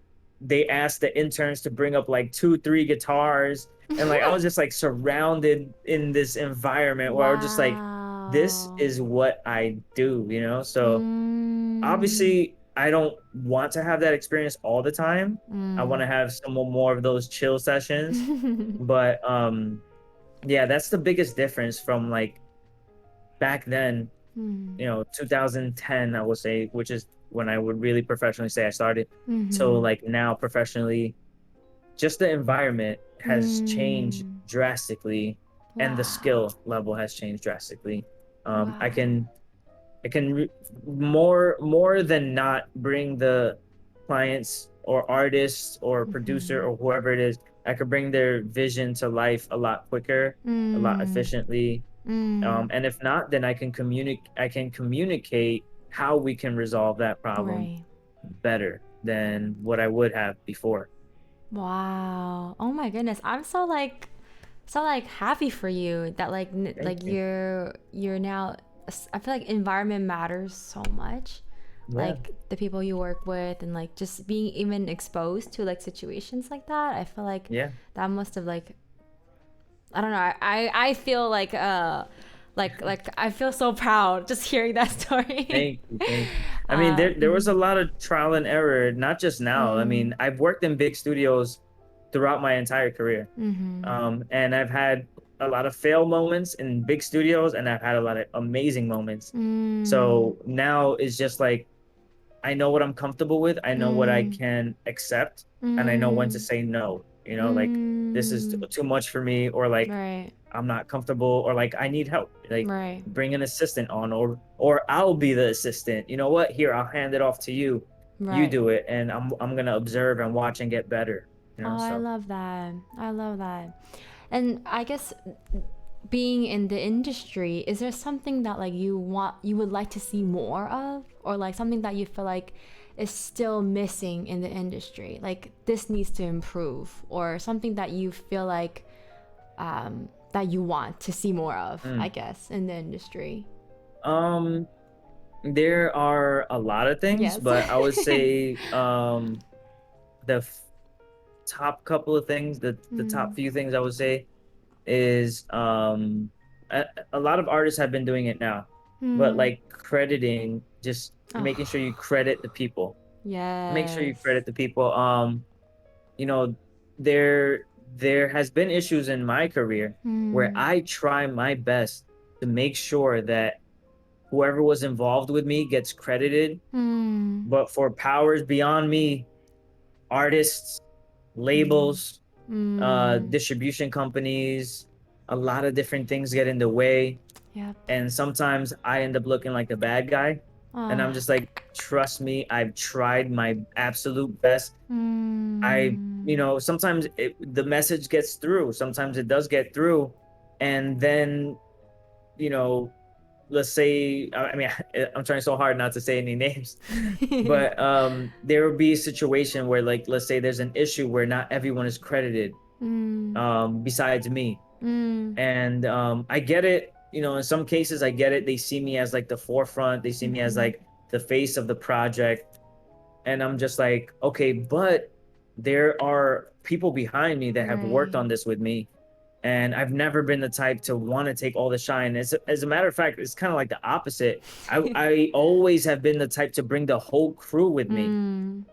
and I've always been like that. And Mm. unfortunately, like again, by powers beyond me, the industry moving their wheels like they do, Ugh. sometimes there are issues where they make people go against each other, Oh so my there's a god. lot of times where there's a lot of miscommunication, a lot of blurred lines. So I would say that's the one thing that Mm. the industry needs to find some kind of improvement. A lot of Mm. artists like Kanye and Drake and all these artists that have been putting new albums out this year, they've been crediting their engineers, their Oh. producers, their musicians, which is amazing. What, like, seeing some of my friends on these big albums, I would have never Mm. known. Like, I would have never known that Mm. some of my friends worked on Donda with Kanye or worked Crazy. on Certified Lover Boy with Drake, Mm. until they put out the credits. Mm. So that is the number one thing I would say. Mm. I just, for one more thing I would share, I guess, like, one more thing that should be um, kind of like in the industry standard, Mm. would be to kind of like not look down on people. Like, just Mm. because someone doesn't have the credits that you have, um, Mm. you know, doesn't mean that they don't have the talent or the drive or the Mm. capability of learning something. I was blessed enough to have some people give me a chance. Right. Not just some, a lot of people gave me chances. Mm. Even when I wasn't doing my best, even when there were other people that they could have chosen that are way better than me. Mm. They put me in the room with people. They brought me on stage. I mean, shit, the story with Illmind and Just Blaze and A-Rap Music and all these big producer DJs that have multi-platinum hits and Grammy winning, you know, I was given a chance. Mm. Shout out to my guy Atlas the Plug and Illmind, everyone at Roseville Music Group. I was just a big fan for years, Mm. and there was a post on Instagram that said we're looking for producer DJs in New York. So I sent 3 beats, and then Mm. I got a message back the next day that how would you like to open up for they were saying, how would you like to open up for Illmind on a show, like, as a DJ. I was What? like I was like, cool, cool, cool. The only issue is I don't DJ. I lied. And they were like, okay, well, you have 2 weeks to learn. So Mm. I was like, oh shit, like, I gotta learn how to DJ in 2 weeks. And the fact that they still gave me the chance to open up, like, for Illmind, Mm. which, I mean, if no one here is familiar with Illmind, I mean, he's a multi-platinum Grammy winning producer that's produced for Beyonce, Jay-Z. Mm. He did the soundtrack for Moana, Mm. Disney. You know, like Hamilton. Like he's done a ton of Mm. stuff. Like I'm just naming a small piece of the Hamilton? tip of the iceberg. So Wow. to open up for someone like that, I was just like, wow, they took a chance on me. Mm. When I specifically said I don't know how to DJ, and they said, okay, Mm. you have 2 weeks. Can you imagine like a DJ that's been DJing for 2 years, 10 years, 12 years, and then hearing that I had 2 weeks to learn? Right. But the difference was that one, they gave me a chance. Mm. Two, they appreciated that I was honest and transparent. And Mm. three, I told him like, look, if you give me this chance, he didn't ask for this, but I said, if you give me this chance, I guarantee you that those 2 weeks I will dedicate completely to learning how to Everything. DJ. And I remember, actually, shout out to Bianca once again. I went over to her house because she had a turntable. I didn't even have a turntable. Wow, I went Bianca over is to the her key house. to She was like, everything. here. She was like, I packed this with me in my car and drove it up here from Dallas, which is where she moved to New York the first time. She was in Dallas. She drove it up here, and she was like, "Here, you could borrow it." So I had the box of the turntable. It was like it's called the Tractor Control S2, I think the S2. So it was like kind of outdated, and I was Uh-huh. just like, "All right, I'm gonna study this thing in and out."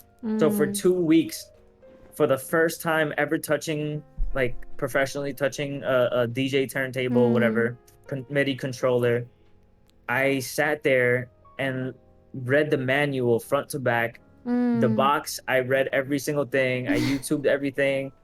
I even looked up a video that said, it was like, what to do in your first DJ gig. It's like, step one, when you get there, go to the bar and grab a drink because you're gonna be nervous as fuck. I love So I that. did I did all of that, and I killed it, and I kept getting Mm. called back. Then eventually I opened up for even more of my idols after that. So Mm. and then the opportunities just kept building and building and Right. building. So I would say that the second thing, one, I said, more Credit. people kind of giving the people chances, and this kind of like Mm-hmm. it goes hand in hand with that. Just kind of like taking a chance with someone. If they can prove themselves to you, obviously you don't want to be let down, especially if you have something big and important that you have going on. But just kind of like don't hold don't let anyone that doesn't have the skill yet lose the opportunity. Like, Yes. whether it's you want to collaborate, let's say you are looking, or a producer wants to collaborate with you, it's still better if you communicate and give a chance to that person. If it Mm. fails, fine. Right. Guess what? You might be the learning experience that that person needed Right. to then succeed and win a Grammy 10 years later.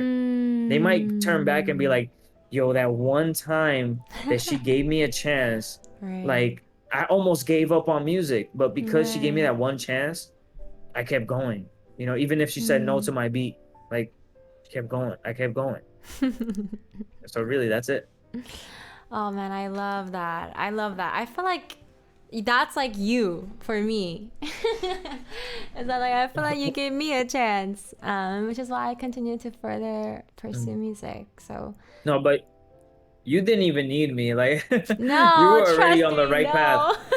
Trust me. Mm. Trust me. I think as artists, I think we talked about this in your podcast too. I feel like there's so many, it's such a vulnerable act. I feel like I don't know what it is about like art that is just so it's very personal and it's very emotional and it can be like a vulnerable moment. So I feel like with art, it's like you need to know how to build that thick skin, Mm. and be able to trust yourself. And I think you were there at my crucial moments when I like did not I just couldn't trust myself. And you Yeah. took a chance on me, so thank you. Just to slowly wrap things up, what are your goals for 2022? And Mm. yeah, what do you want to achieve as an artist? Well, it's a lot of things. I would say my immediate goals would Mm. be in 2022 would be one to put out some new music. Mm. Um, if anyone has followed me on Instagram, if not, I mean, you see the tag right there, you see Yes. the handle at RIZR Music. If you go on there, you will see that I just posted up something today where the Kinjas will be performing the song that I did with my Mm. guy Champ Beats. A It's called champions. Nighttime. Yeah, so if you guys are not familiar, go check out the song Nighttime, uh, produced by myself and Chant Beats, uh, performed by the Kinjas. So that will be performed at the NBA halftime show very soon. No Uh, way. yeah, the NBA season is about to start, so take a look and see what's up. Take a look and see Oh what's up. my god, congratulations! This is a big Thank you. deal. So one of the things, Mm. I guess like I'll leave some spoilers here. Mm. I will be coming out with another album very soon. So I haven't put out an album in maybe like 2 years. I just been Mm. putting out like randomly here and there, like a couple of tracks. Right. But I will be coming out with an album very soon. Mm-hmm. I have a lot of dope co-producers on there. Mm. So expect a lot of energy and a Fire. lot of dope stuff, a lot of riser sounds. I love it. But also, fingers crossed, hopefully we get another Kinja's performance with some of my new stuff. Mm.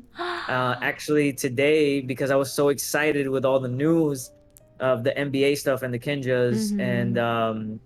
I actually sent out a sneak preview to a new song that I have coming out. I sent out a text message to Mike's song from the Kinjas. I just sent him a snip. I've been sending them like music here and there, like stuff that Uh-huh. I've been doing since last year, and they're Mm-hmm. like, "Yo, we got to do something to this. We got to do something to this." But I just sent them. I sent Mike a track that I did that I think is gonna be my newest single. Mm. Um, I mean, I don't know what the capabilities are here, but if you want, I could play a sneak preview. Yes, please. Maybe sometime after, at like Okay. when we're about to wrap. But Got you. yeah, if we can, I could do that. But yeah, so for besides that, Mm. I'm looking forward to working with the Kinjas and dropping an Mm. album. Mm. Um, and just continuing my journey here, working at different studios in New York. You Mm. know, I've been blessed to have this opportunity to be at 3 different studios, Mm. going on 4. I know it's crazy. Yeah. Oh my God. I'm about to start working at 4 studios, but I want to get back into the DJ circuit, so I might be performing again. What? Um, yeah, it's a lot going on. Wow. Um, and I will absolutely 100% continue to make time to stream on Twitch. Mm. So one of my goals is also to continue to grow the community Mm.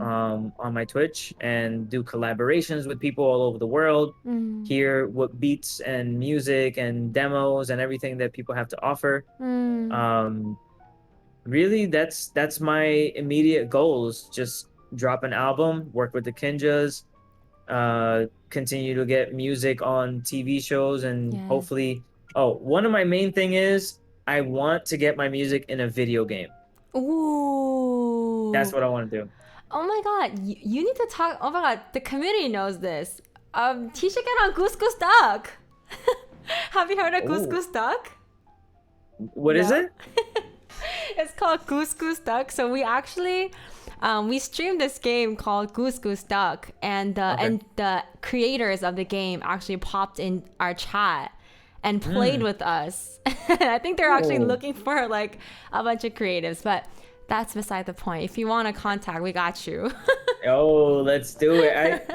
I would love to have my stuff on any video game. That's like been one of my goals since I started music. I would Really? love to have my stuff in a video game. Oh my God, that's so Um, I've amazing. already did I did the movie stuff. I Mm, got stuff on Netflix. I got the yes. commercial stuff.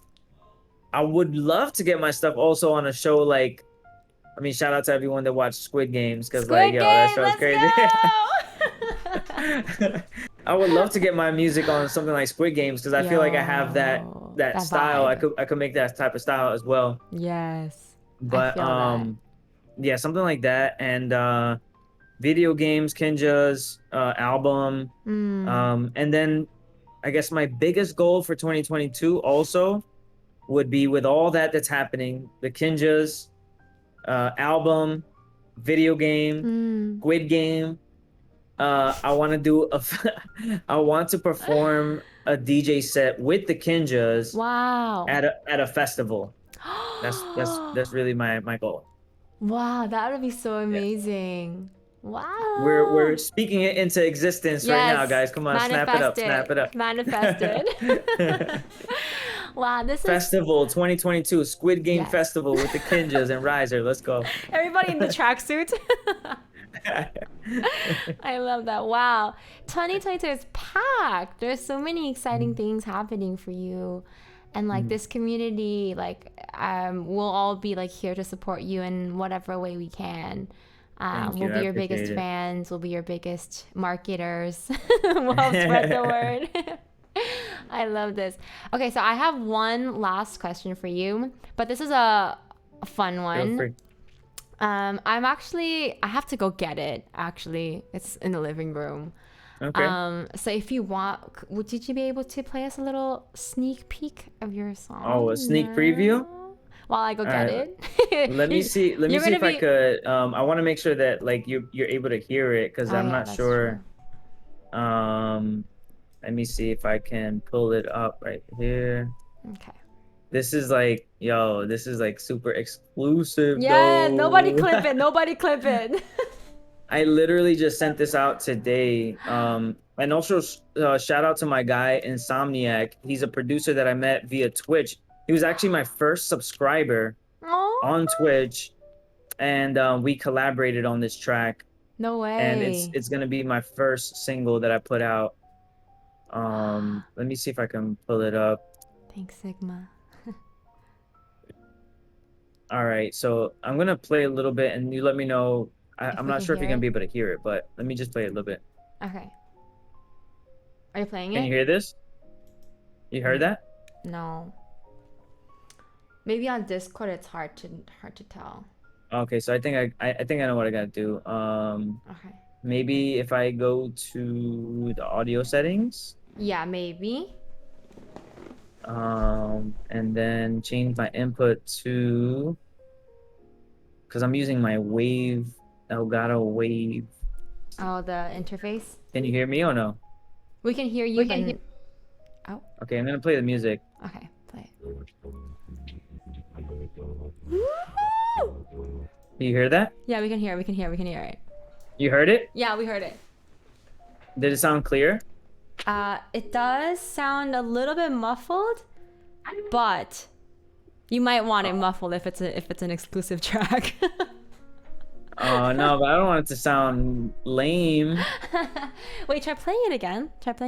Let me just. You know what? What if I just what if I just send it to you? Okay, if you're comfortable sending it to me.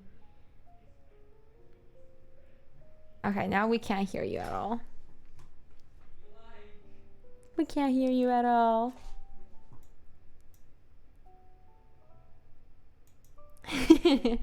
He's just lip syncing to us right now.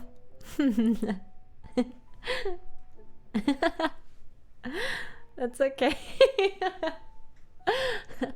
We still can't hear you, my guy. Can you hear me? Yeah, we can hear you now. All right. That's so weird. I know. Uh, It sounded dope though, just by the first couple of minutes. okay, wait. I'm gonna play it. I'm gonna play it again. Okay. Can you hear this? No, right? Okay. But can you hear?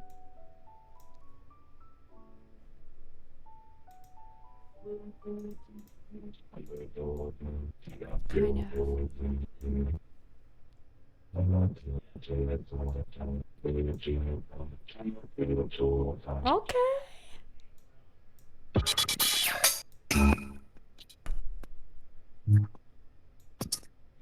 Oh, it's coming in and out.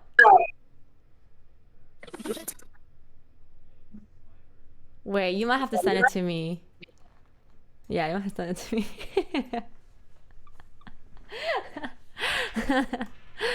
Oops. Yeah, I gotta send it to you, right? Yeah, you gotta send it to me. But oh my god, Okay. it sounds so good. Even just the muffled scuffed version sounds so good. Nah, that's the final version. No, I'm just kidding. All right, I'm gonna All send right. it to you right now. Yeah, while you send it to me, I'm gonna go quickly bring it up. I'm gonna turn the music up in the background so that you don't have Yeah, I to think I'm awkwardly. gonna step away for a sec after I send it. Okay. All right. We will be back in about a minute. Yeah. Yeah? Alrighty. I'll be back. Oh my god.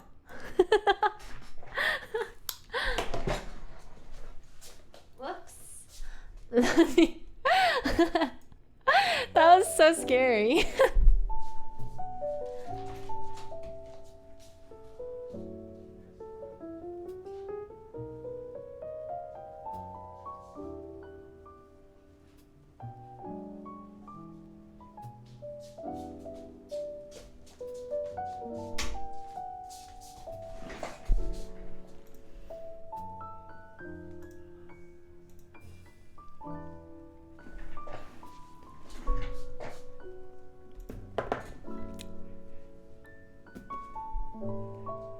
Hello.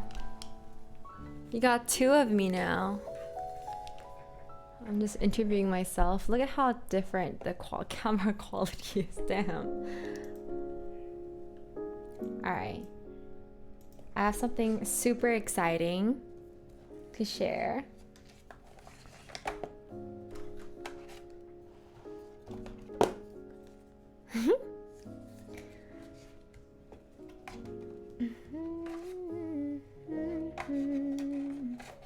Tula! Oh, double vision, sweet, yes. Okay, RIZR is back. Wait, you saw two of yourself? Yeah. Oh wow. Yeah, so I just sent it to you at On the Discord? private, like in private chat on Discord. Oh, on Discord, perfect. Alright. Got it.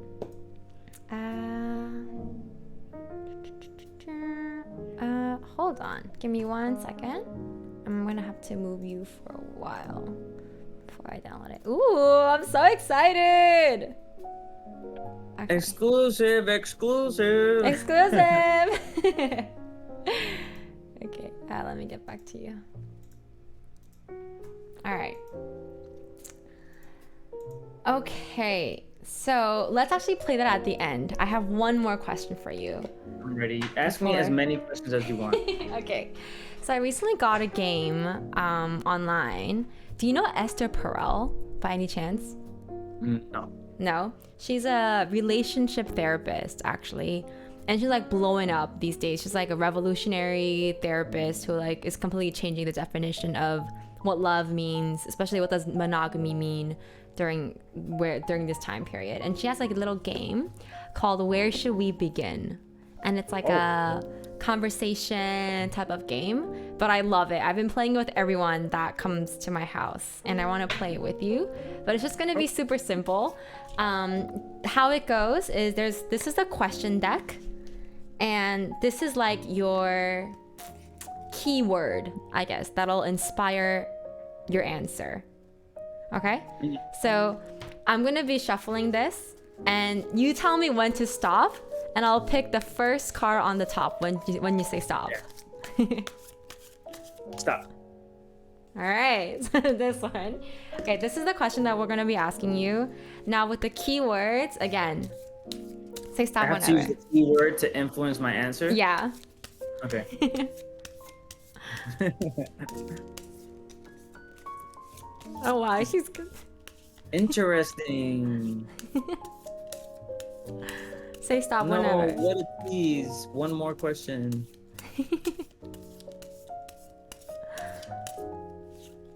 I'm ready. Ready? Okay, I'm gonna use this Yeah. one. All right. Ooh. Okay. The question is an important object that I've lost. That's your question. An important My question. An Yeah. important object that I've lost. lost. And this is what you have to share. Okay. Heartbreaking. Oh my god. Oh wait. Okay, so the question is, so it's something that I lost. An important object that you lost. That is heartbreaking. Oof. What did I lose that was heartbreaking? What if I still have it, but it's damaged? Okay, that works. That works. That works. No, let me think because that one's a little too easy. Okay. We can pick another one too if you want. Let's try one more. Let's try one more. more. Okay. Yeah. Say stop whenever. Stop. All right.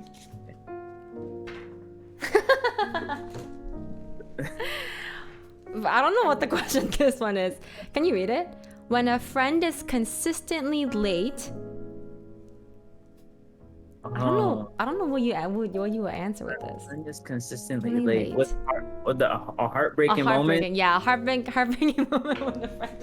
Oh no. Okay. Well, you know what? I'll answer both of those. Okay. A heartbreaking moment for something that I lost. Actually, I have it with me now, but I actually just got it back. It was the microphone that you recorded with in my house, the blue microphone, the one that you recorded at. So when I moved, it got damaged.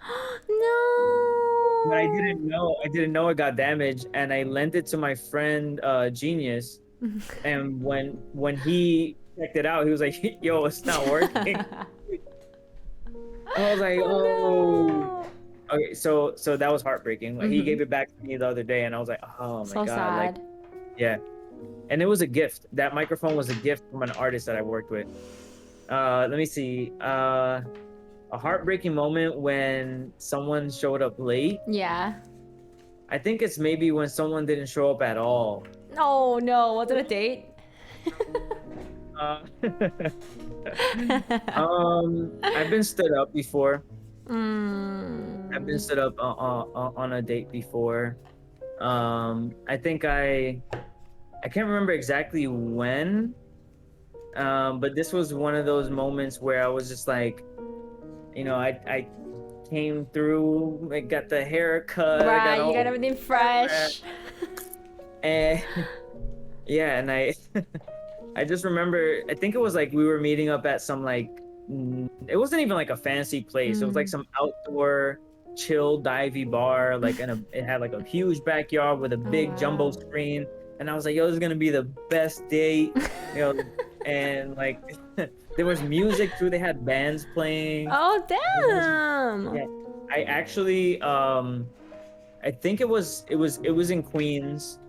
It was in Queens, and the bartender, I think, was like looking at me. Oh, and he noticed. They heard me on the phone. Yeah, actually now I remember. I was on the phone, and the bartender was like, "She's not coming, is she?"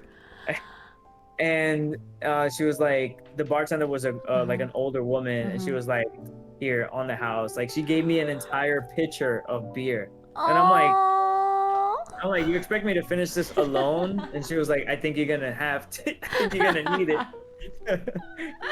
I love that bartender. Yeah. That's my story right there. There you go. Both heartbreaking in a sense. Can we do one more? Yeah, we can do one more. No. Isn't this fun? There's one question that was like which contacts have you deleted from your phone?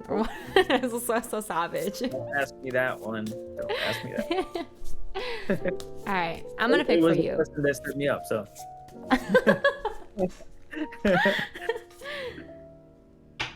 Ooh, I like this one. Okay, I'm just gonna pick for you. Go ahead. Oh, okay, I like this one. Okay. I'm irrational when it comes to. Oh no. And share something you wouldn't tell your mother. Oh, okay. Irrational about something that I wouldn't tell my mother. Yeah, maybe. Yeah, we can slip to something else if you Yeah, I don't don't know want. if this is this. Okay, okay, okay, Hopefully, okay. my mom is not watching. No. Okay, how about this? How about this? Um, let's do. Okay, let's share something that's shocking. You're irrational when it comes to blank. I'm irrational when it comes to something that's shocking. That's the thing. Mm-hmm. Okay, I'm irrational when something is shocking. Let me think. Yeah. What are you irrational about? Wait, so it has to be something that I get shocked about, like. Honestly, forget about the other word. Okay. Something that I'm irrational Yeah, about. you're irrational about. Where emotion always comes first and logic is out the window. Okay. For me, I guess it would be when it comes to shows that I love. Like a show that I'm like, what do you mean you don't like? Like, oh, I don't think we could be. You don't like Squid Game? You don't like Squid Game? Like, we can't talk. Oh, like a TV show? Yeah, like when it comes to a show, like for example, for me, I love. Well, I don't know if anyone has seen this show, but I love the show. It came out years ago, but Entourage. I don't know if anyone has watched I have Entourage. never watched it. It's a guy show. It's like a super, super guy show. Entourage.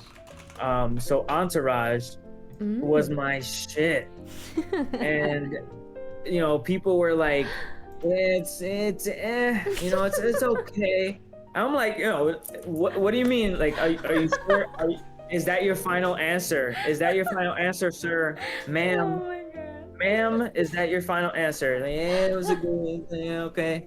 And I'm just like, we cannot speak anymore. Like, I'm not inviting you out any longer. Like, we can't have drinks. We can't go out for dinner. We're no longer friends.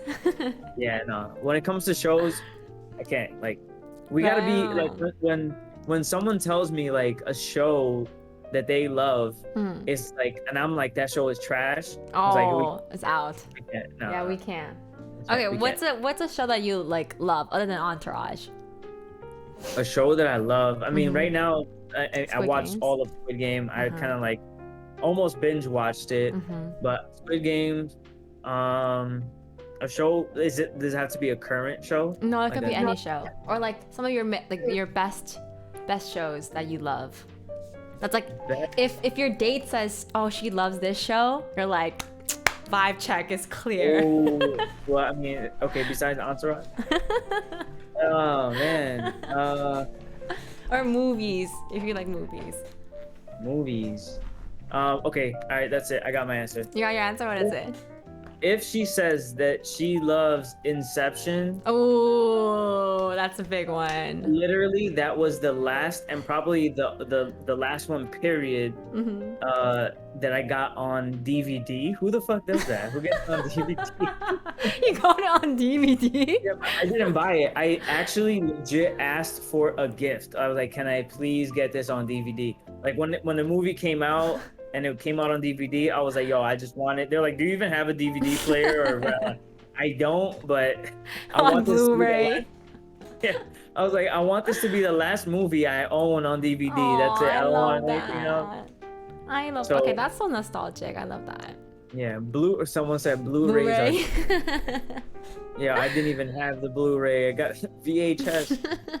Oh man, yeah. Oh, that's so cool. Okay, This is a good game. I like this. Yeah, I like this. There's some like feisty ones. Like there's another one where it says. Hit me with one last one. Give one me last one more. one? Okay, I'm gonna pick from. Let's see. Where should we ask chat? Also, chat, if you have any questions for RIZR, now is the time. Feel free to write them in chat. Hit me up. Hit up your boy. See, this is so there's things like when no one is watching, I Oh. but that's super easy. If I could show you guys right now, I mean, I'm not gonna move my camera, but um, I have a good and a bad view from my windows here in my apartment. Okay. So when I came in, I was like, wow, like great windows, a lot of sunlight. I need this apartment. I signed the lease. And then when I noticed, yeah, I do get sunlight, but Uh-oh. I'm facing a brick wall. So like the sun comes at an angle. And I live on the top floor of this building. So like, you know, it's nice. No sound, no street noise, nothing, right? Uh-oh. But then I learned to love that literally you can walk around this Place entire naked? apartment naked. You're right. No, Nobody's watching. literally no worries whatsoever. Like you don't even have to like Wow. glance anywhere. You're Wow. 100%. Like that has been such a life-changing thing for me. Uh, Walking around naked is truly, truly life-changing. is so like empowering. You're just like, yo, I got this. Anything that's coming my way, oh, yo, like nothing is getting in my Oh my way God. today. I don't care. And then that's also when you have those talks with yourself. There you go, You're naked. walking around naked, so you even feel. And by the way, I also have like a mirror that's like twice my Oh size shit. on the wall. Like, Oh, there it you just, go. so you know, you just pass by that mirror a couple of times, Give it a look out wink. the window, and be like, no one can see me. You can't see I me. love that. Just you know, I that's love that. there you go. That's the answer right there. He does double takes on himself. Okay, this is gonna be my last question to you, my guy. All right, got it. The last time I felt free. Last time I felt free. When you're walking around in your apartment naked. This is a tricky one because I keep going back to a video that someone took of me when I did my last big show in 2019 DJing. I DJ'd at this is before, if anyone like has followed what I've done, or you mentioned Midnight Dreams Collective. So Midnight Dreams Collective also disbanded. So it's no longer in existence, but we've had like a track record of doing a lot of great shows in New York and in Philadelphia and stuff like that. So had this one experience at the last show. I don't know if it's the most I felt free, because it also was the moment that I felt the most trapped, if that makes sense. Ooh, what? Like I felt like I had to embody this persona in order to, like, I had to be someone on stage, right? So I was at the peak of my set. There's an actual clip of this moment. There's been moments where people come up to me after the show, some part of the Midnight Dreams Collective, or like some fans that were there at the show, or even like family or friends. Mostly it was like fans and part of the collective. They will come up to me and they'll be like, yo, tonight your set, RIZR actually came out. And I'm just like, what does that mean? Like, I don't understand that. Yeah, like I never understood what they meant until I watched the videos back. And then I realized, like, I was doing certain movements, I was playing certain songs, and a lot of people don't realize, like, DJs do, and same like artists, you practice your sets and stuff, right? Before you go on stage. But as a DJ, sometimes you have to read the crowd, and you know, like, you just know what to do. So it was one of those moments where I did have my set planned out. I also had a drummer playing with me, and I had dancers as well. Like I had, oh my god, it was a full set. Yeah, so that was one of my goals. Like I wanted to have a big set. I had the visuals in the background. I had the drummer, I had the dancers. I practiced my set in and out. But I just remember this one moment where I got on the microphone right before like the beat just dropped and everyone went crazy. I don't remember the exact words that I said. It, like, literally legit. While I said it, I didn't know what I was saying. And when I Mm. watched the video back, I was like, whoa, like I didn't know that I was like the energy from the crowd and everything that was happening, just everything was like in synergy that I was just like, this is where I belong. Like everyone kind of just communicated with each other at once. And then when that drop hit, it was just like everyone traveled to space together at once.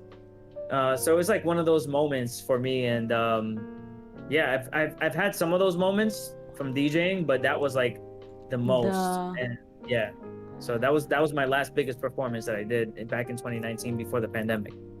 Oh my god, I just had goosebumps like hearing that. Yeah, yeah. It was Ooh. really wonderful. It was wonderful. Wait, I need Yeah. to see this clip. Alrighty, y'all. I think there's a couple. Yes, euphoria. I feel like that. I feel like those are the moments that we chase as artists. Is like just this like complete synergy. I feel like that's Mm. something that I miss with regards to performing on stage. Um, right. So before we end, there's a couple questions from the chat. Okay. Um, Ready? Ready. Okay, so I'm scrolling. What got you through when you had a mental block, creative block? How do you resolve creative blocks? Um, do something else. Really, I know it sounds counterproductive, but sometimes working on that thing that you are blocked on over and Mm. over again, continuing burning yourself out is also counterproductive. So sometimes, like, let's say if I'm working on a song that is, let's say if it's like a hip hop song, Mm. I would turn it off. I would Mm. go and listen to something completely different. And not to say like I search for something different, not to say like if I'm working on a hip hop song that I just go on YouTube and type in rock songs in 2020. Like I don't do that. I look for stuff that I love so that I can just Mm. refresh my palette. Mm. Just kind of like just get in a different space where I can hear things differently and get inspired in a different sphere, not like Mm. stay in that same circle like over and over and over. And if I don't do something musically, I do something entertaining for me. So whether it's having a conversation with a friend, that has nothing to do with music. Maybe we'll just Mhm. talk about memories and funny times and stuff. Maybe I'll play a video game or something, not to use it as an excuse like downtime, but to find it like I limit myself, I time myself and I say, okay, you're gonna play this video game for an hour so you can reset and go Mhm. back. Mhm. um find different things that reset that Mhm. mindset. When you're constantly listening to music over and over and over again, we're talking about something creative that I do. Producing is something that I do as like a secondary muscle memory type of thing. I don't Right. Sometimes I don't even know what I'm doing. It's Yeah, seriously. like your And default. yeah, you're Mm. just moving. So to get that to kind of like reset, you need to do something sometimes opposite of that. Mm. And for me lately, like I said earlier, it's something that involves mechanics, like Mm. video gaming involves thinking, so Right. when you're doing something that you're so good at that you don't think, Mhm. try to do something that makes you think. Whether it's reading too, you can read a book, Right. read an article.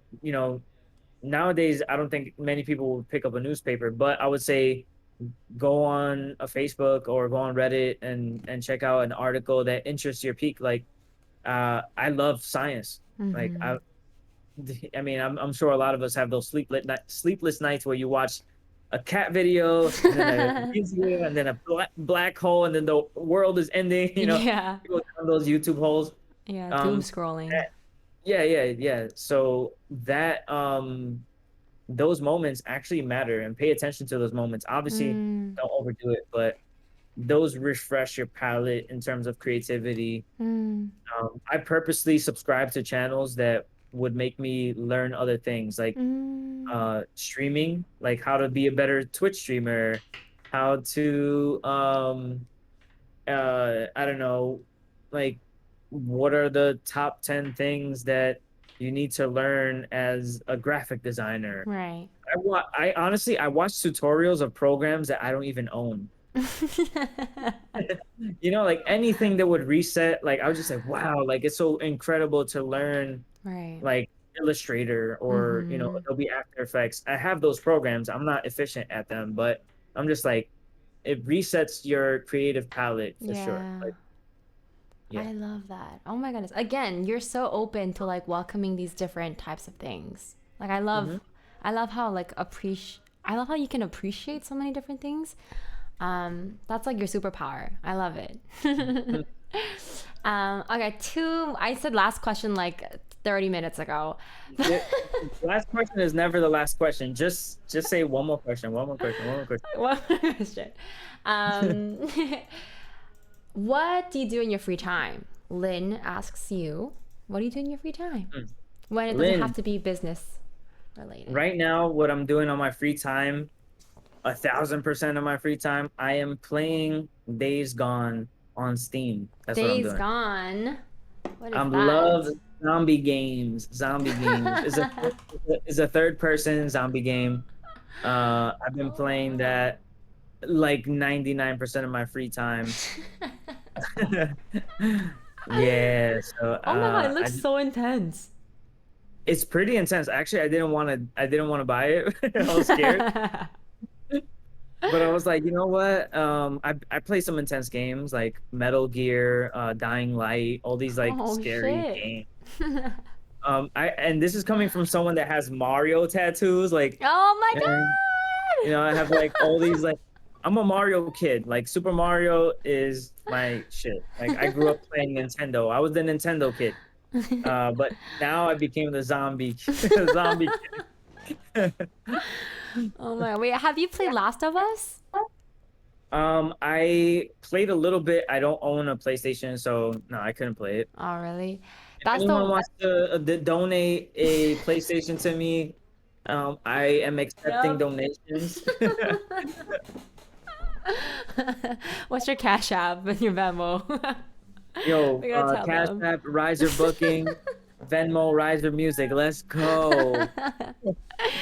Oh man. But yeah, last honestly like those games like are so beautiful because like you get to like escape into a new world. Like I didn't appreciate those like third person games because like you're so immersed in that world, in that reality. It's like Yeah, actually really yeah, open relaxing. world. Yeah. Yeah. I love it. Okay, one more question. Where do you get your cut, G? Is what somebody asked. Oh, my cut, yo, hold on. Shout out to my guy, Aaron, out in Queens. All right, he's the best Russian barber you ever find in Queens. All right, that's my guy. He's been cutting my hair for maybe like 7 years now. No way. About 7 years. Actually, the funny story is that before I started doing this hairstyle, Uh huh. I had so many different hairstyles. I had the Okay. long hair. I had long hair actually past my shoulders. Yeah, What? yeah, Like, was yep. it straight or was it like curly? I had it curly, Uh and huh. people used to call me Jesus. I had like the mustache and everything, like No. so. I had long curly hair, and then I actually straightened it, and that was then everyone called me Cat Williams or Snoop Dogg. So that didn't work out too well. And I also had the afro. I had a huge You like, and then they call me did? Ludacris. They call me Ludacris. I had a big afro, and then And I this also had this braids. this barber did everything for you? No, no, no. The barber changed my life. That's what he did. Oh. He was like, "Let me get your life right. What are you doing?" I love this. I had cornrows. I had braids No before. way. Yeah, yeah. In high school, I had I had the cornrows. Unfortunately, I really thought I was cool. I thought I was the shit. You know? Didn't work out. He be rapping out here with his Yeah, I was cornrows. like, yo, I could rap. They're like, how do we know? I was like, I got the cornrows, man. That means I could rap. They were like, nah, nah, nah, nah. Oh Time for my you to go god. home. Um, Someone said, for real, what product are you using on that? that cut? All right, gonna give away the secret, guys. You ready? Well, it should be like avocado oil or some shit. Nah, not even. So I tried a lot of different things. It's very hard to tame my hair. It looks neat and stuff, but first of all, for just context, I should have nice hair, but I don't. Everyone in my family has great hair except for me. I think I fucked up my hair a few times. So one, like I guess like where I'm from, like my background, where my family's from, I'm Dominican and Spaniard. So most of Dominican people are known to have very coarse hair, very strong hair. Okay. So my hair is very, very thick. So like if I actually pull out a piece of my hair, it's almost like a porcupine. Like I could actually stab you with my hair. And it's actually happened to me before. Not all of them, but like, you know, some of my hair actually is so strong that it can actually pierce through some part of your skin. No, you're kidding. Yeah. Sometimes it grows like that. It's very strange. Second, I guess like the Spaniard side, that's where they have like the nice, soft, silky hair. So that's why I get some soft hair, right? I got lucky. They gave me some small. They're like, yo, you know what? We feel bad for you. Here we go. We just do a little Salt Bay on that real quick. Boom. So, I went through so many hair phases, and the one thing that works for me, I hated blow drying my hair. So one, blow dry it. And then the only thing I put on my hair is a product, Old Spice. I know it sounds like mad man Leo got their Old Spice. I use this thing called fiber wax. Fiber wax, everybody write it down. Fiber wax. Go write that down. Fiber wax on your hair. Not the putty, not the one that says spiky, none of that crazy stuff. Get the fiber wax if you want to have a RIZR look. Yes, I love that. Honestly, every time I see you, it's so clean. Like, I don't think I've ever seen you with bad hair. Training. I had a lot of training, you know? Put a lot of hours. The same way I do all my music, I put in the hours. One day I'm like, I'm gonna get this one day, you know? Get some feedback, you know? Bring people into the session. Yeah. Sometimes I'm late to sessions because of my hair. No way. But honestly, I'm late to a lot of stuff because of my hair. I'm not gonna lie. No way. Yeah, absolutely, 1000%. They say like girls have makeup and guys have hair. Like hair is important for guys just as much as makeup is for girls, I feel like. Don't get me started. Like facial hair for a guy, especially, I'm trying to look. I want to stay looking young. I don't want to look old. When my facial hair grows, I actually look my age, and I'm trying to stop that. I don't want that. No way. Oh my god. Also, I just saw Mixed Content's comment. So Mixed Content over here is also an audio engineer. I believe he just graduated. But he and it seems like he wanted to go towards like TV music. But he wanted to ask you, and Miss Khan, I hope you're still here. He said, he says, wait, I need to know how you get past creative blocks when you have an upcoming deadline. So when you're short on time, what is your quick fix? Okay. Or not, maybe not quick fix. That's a tough one because I love, it's gonna sound so bad, I love working under pressure. It makes me work more efficiently because I put so much focus into the thing. But I do recognize when it's not being productive. You know, that's one thing. So when you do have a deadline, depending on how close that deadline is, one, don't be afraid to ask for extensions. You know, I've dealt with companies that because you built a relationship with them, you can ask for an extension on time. That's not to say that give yourself an extension so that you don't have to do the work. Right. But give yourself that extension so that you can have time to decompress, really. Just if you already feel like, oh no, like I'm not gonna make the deadline, it's getting close, and you can ask for that deadline to be extended, um use that time to decompress. If you Mm. can't, if it's something that you were like, yo, you know what, I can't do that, maybe like this is a hard deadline, um I would say collaborate with other people, like, or Mm. get feedback from other people if you can, if there's enough time. That's one thing that I do. I sometimes I get in my own head and I'm like, it's not complete, it's not perfect, so I play it for other people that I value their opinion, whether they're a listener, whether they're also a producer, an Mm-hmm. engineer, if they're just a fan of my music, or if they don't know my music at all. Get some feedback, and then kind of work around what they give you. Mm-hmm. Like really take note, don't just uh absorb what they say in a negative space. You know, Right. some people are just like, oh, you don't know music, like what am I asking you for, or Right.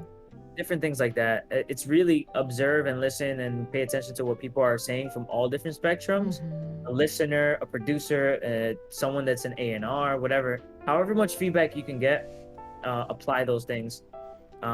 Your fellow creatives, it could be a guitar player, a drummer, whatever, anything, singer, and get the feedback and apply those things. And I think maybe also another fix for me would be, sometimes two things: start from scratch again. Mm. I know it sounds crazy. I've worked on beats for clients and what like 90% done, and I haven't showed the client at all. I'm Mm-hmm. just like in my own head. I'm like, I don't know, I don't know, I don't know, I don't know. Right. And then I'll save that idea, start something brand new, and and, Mm. and it comes out so naturally. And Mm. then I show that to the artist, but I still have the other one, and then I'm like, this is what I have. This is what I did. It's done. Like, I like this a lot. And then if they're like, no, no, no, sometimes I'll show them the other idea. I'm like, well, this is the second idea I had. I'll Mm. reverse that. I'll be like, this is the second idea. And then they're like, yo, I love this one. And then because they give Mm. you that reaction, then you feel more motivated to work on that thing. Yeah. Wow. Oh my God, these are such like golden advice. Hmm. I love that. I love that starting from scratch. I feel like that's actually what I have been doing is like if I don't feel passionate about what I'm right now, I'm like, you know what, save it, start fresh. Take Hmm. a water break, come back, start again. The main thing is just to not abandon those ideas. Like, Yeah. it could work for so many things. You know, the the the story behind like Nighttime with the Kinjas is something that I never thought would have happened. It was Mm. up on SoundCloud and they discovered it, and Mm. that's how they found me. Wow. And there was something that I wasn't gonna put up at all Mm. because I didn't think it was ready. Oh my God. Can you imagine? Oh, there, I don't want to there would imagine be that. no, there would be no Nighttimes in the NBA. So That's crazy. Yeah. exactly. I love that. And one last thing is like reaching out for collaboration or feedback. I think I think for a lot of us who are just starting, it's hard to ask for help. Like you said, it's hard to feel confident enough to show something that we're not confident in. But that's actually something that I've also been trying to work at is like throwing the ego and the pride out the door and just like having an open heart, and not being defensive about it, not being defensive when someone else says something negative, and just like welcoming other people's thoughts, and also knowing who to choose, like knowing which advice to take and which advice to let go. I feel like Yeah. it's something that I've learned in terms of like Yeah. That's, collaborating. I mean, you just said it right there. Like, one of the biggest advice that I learned, by just watching like interviews of my Mm. idols, like one of my biggest idols is Pharrell too. Oh, I And there love was something Pharrell. that he said, a long time ago, where he was like, when someone comes in that door, like when they come into a creative space, Mm. the number one thing he tells them, not even like in a mean way or anything, he says it to himself and he says it to anyone that walks in that door to work with him, is to just check your ego at the door. That's it. Just Mm. like leave it there. when you come in, this is a creative space, Wow. where you're not judging other people and you're Nope. not judging yourself, period. Mm. And I think that's the biggest thing, when besides just judging other people, is when you judge yourself so harshly that you can't complete the work, you don't feel like you're good enough. But when you let go of that, when you kind of like, when you embrace who you are as a creative person and the Mm. people around you as creative people that are there to support you, that's where the magic really happens, Wow. including the mistakes. Those mistakes that happen are not like failures. Right. Those mistakes are happening on purpose, Mm. because it's leading you to the goal that is going to be the final product. And that's the Mm. thing that a lot of people don't realize. They think like, this is trash, this is not coming out well, this is not going the way I want it to, not realizing that those moments are crucial because Mm. it's pointing you into the direction. It's like someone said, yo, meet me here, and they didn't give you directions, and all you're doing is reading the street signs and asking for directions, and someone's like, oh, I think you should go this way, and then when you go down that street, they're like, oh, you got the wrong way, it's just this way. Right. And like, it's that's what your mind is doing, that's what the experience is doing, and you learn from it. When you go Mhm. down that path again to meet with your friend, in this case the final product, the music, you're going to be more experienced. You're going to say, Right. I remember this way. Now Right. I'm going to learn a better way to get through. I'm going to learn a faster way. I'm going to learn how to, instead of walking, I'm going to take a car there. Now I'm Right. going to fly over there. Now I'm just going to teleport there, and I'm the greatest artist of all time. Like, there's all these different Right. aspects of your career that you have to take into consideration, Mm. and you have to admire and what do you call, nurture those moments, not be so harsh on yourself where you Mm. give up. that's that's Mm. that's the main thing that happens to people when they look at those moments and they just say, well, I'm not good enough. I just keep getting blocked. And sure, you'll get blocked, but guess what? That block right there, that roadblock, is there on purpose. It's to teach Mm. you that maybe you took down that path all this time and you think it's the right way, and it's just this one moment where it's not the right way, Right. because it's going to take you to a higher path. Wow, and I love and sometimes, you won't end up in the same place. You're going to end that. up in a Mm. better place. That's why you have to take the path that's has more obstacles in front of it. Mm. So there's I mean, it these are things that I say to myself internally. I don't say it out loud too much, Mm. but these are the things that I say to myself, and that I want to share with you and everyone else here, that you should speak into existence. You should Mm. say to yourself and realize that, you know the roadblocks are there to teach you a lesson. Yeah. It's not there to stop you. These are Mm. lessons. These are not roadblocks to stop you from where you're supposed to go. Now, if you decide to stop there, remember that is Mm. you deciding to stop. It wasn't what Right. was in front of you, because you can always go around. You can always find another path. You can always go above. Mm. It may take you longer to climb above that obstacle, but it's not impossible. Mm. Oh my gosh, somebody clip that, ship it, write it on your shirt. That was so amazing. Thank you for sharing that. Oh my goodness, I feel like that's something that a lot of creatives go through, is judging ourselves most. Mm-hmm. It's not even about what other people think. I think it's a lot has to do with like the self. You actually reminded me of something that I recently learned, is that like confidence isn't actually confidence isn't something that like you boast about the good things about you. I feel like confidence, like, someone is confident when they can accept all the flaws and all the strengths and stand in that space with peace. Mm-hmm. That confidence is not, it's all about the good things. It's like when you can accept and not judge who you are. I feel like that's when true confidence and true self-love comes through. And like Yeah, you, absolutely. And I'll say two more things to add on yes. to that. Mm-hmm. When you have the confidence, right? Mm. Like the confidence comes in many different shapes, sizes, forms. Mm. But for me and a lot of people, I think uh, one thing that people don't realize is that for me, for example, is like I may appear like confident in what I do, um, but 99% of the time, I don't know what I'm doing.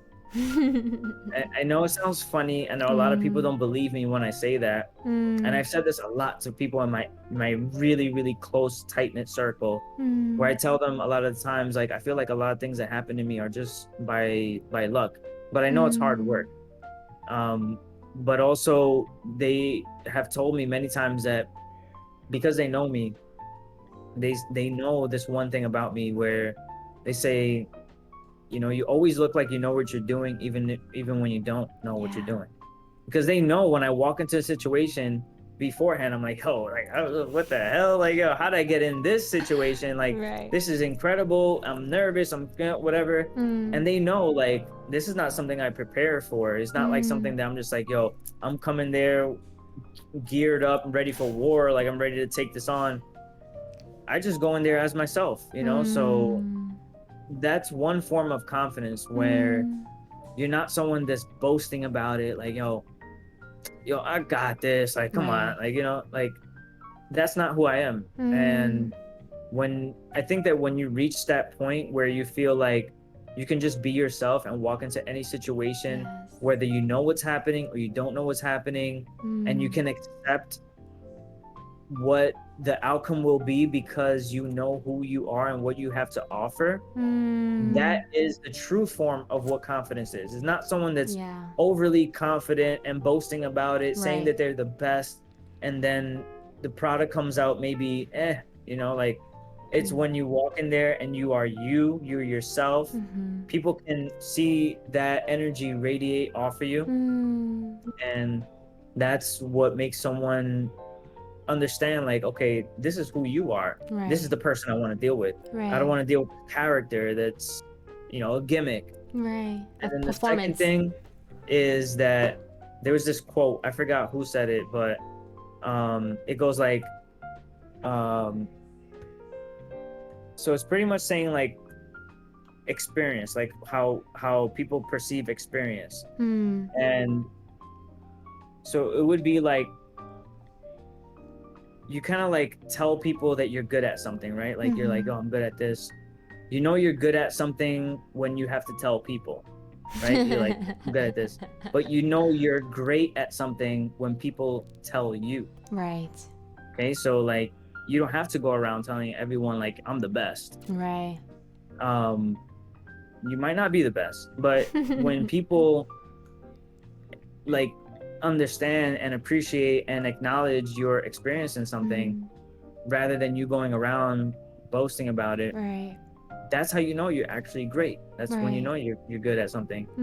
And when you shine the light on other people, that's when you know that you're like really amazing at what you do. It's not when it's not about just you anymore. When it's about you and the people around you, that's really when you know like you're doing something right. Because if it's always about you, guess what? That light is gonna burn out quick. You might be hot for like a year, 2 years, 3 years. You might win some Grammys. You might be platinum.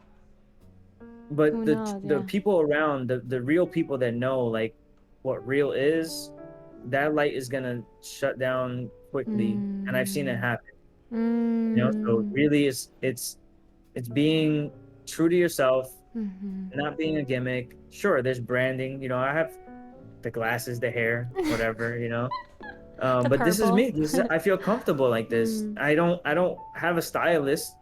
I guys, I blow dry my hair myself. I got a barber. Yeah, I was like, yo, I want it like this, and I got the look that I want. But I don't walk anywhere pretending someone that I'm not. I don't speak a certain way that I don't speak in front of other people. Like what you see is what you get, really. Like I'll talk like this in front of everybody. I'll talk like this to my parents. I'll tell them exactly how I feel. I'll tell them what inspires me, and they love it.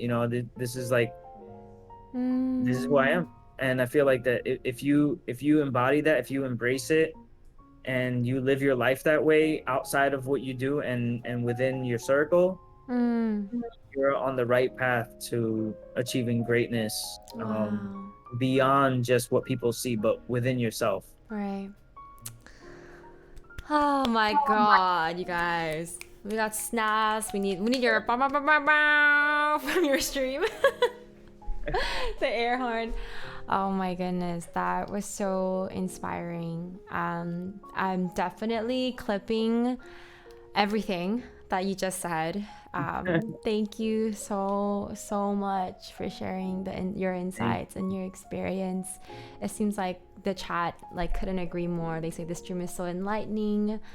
People are like, make this a highlight. Don't delete the VOD. I appreciate everyone for being here. Thank you Yes. so much. Thank you everyone for showing up, and thank you again, RIZR, for just enlightening us today and showering us with so much hope and like real hope. Like I felt so grounded talking to you, and this was my first time ever interviewing anybody. So what a first interview for me. This I was do it right. this was so amazing. Thank you so much, RIZR. Thank you. Thank We have an exciting sneak peek to listen to. you.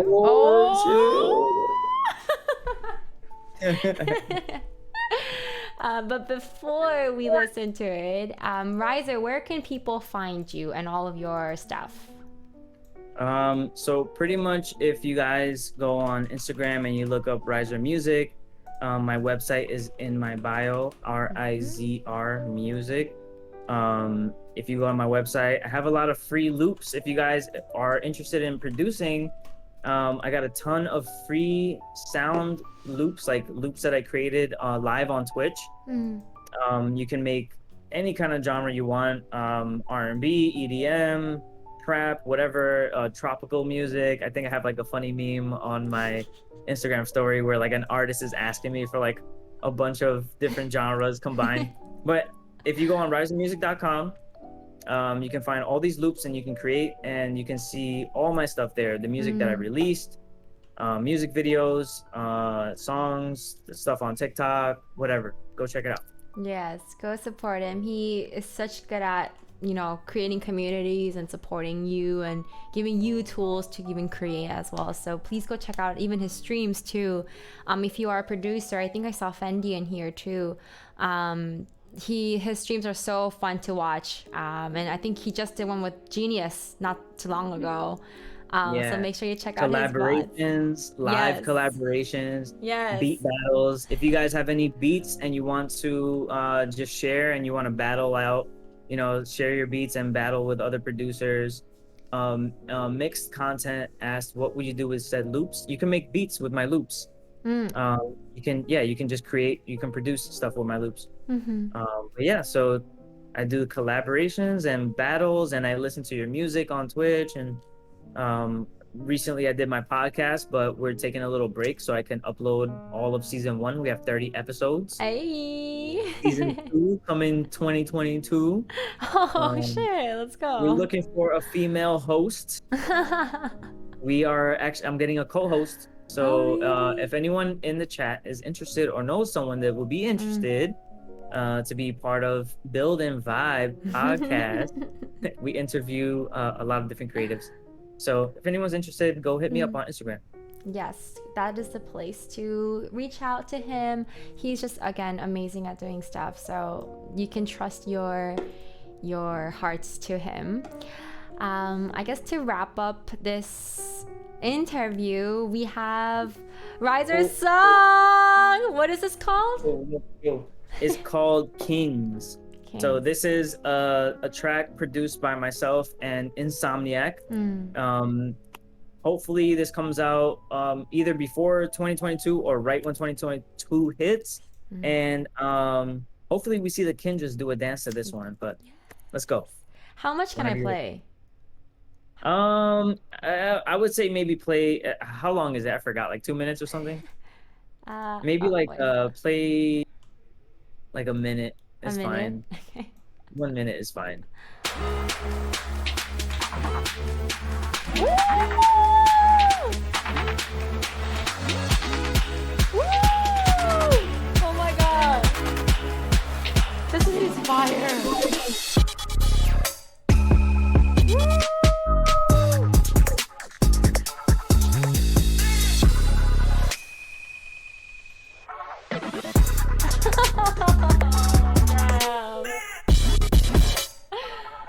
Oh my god.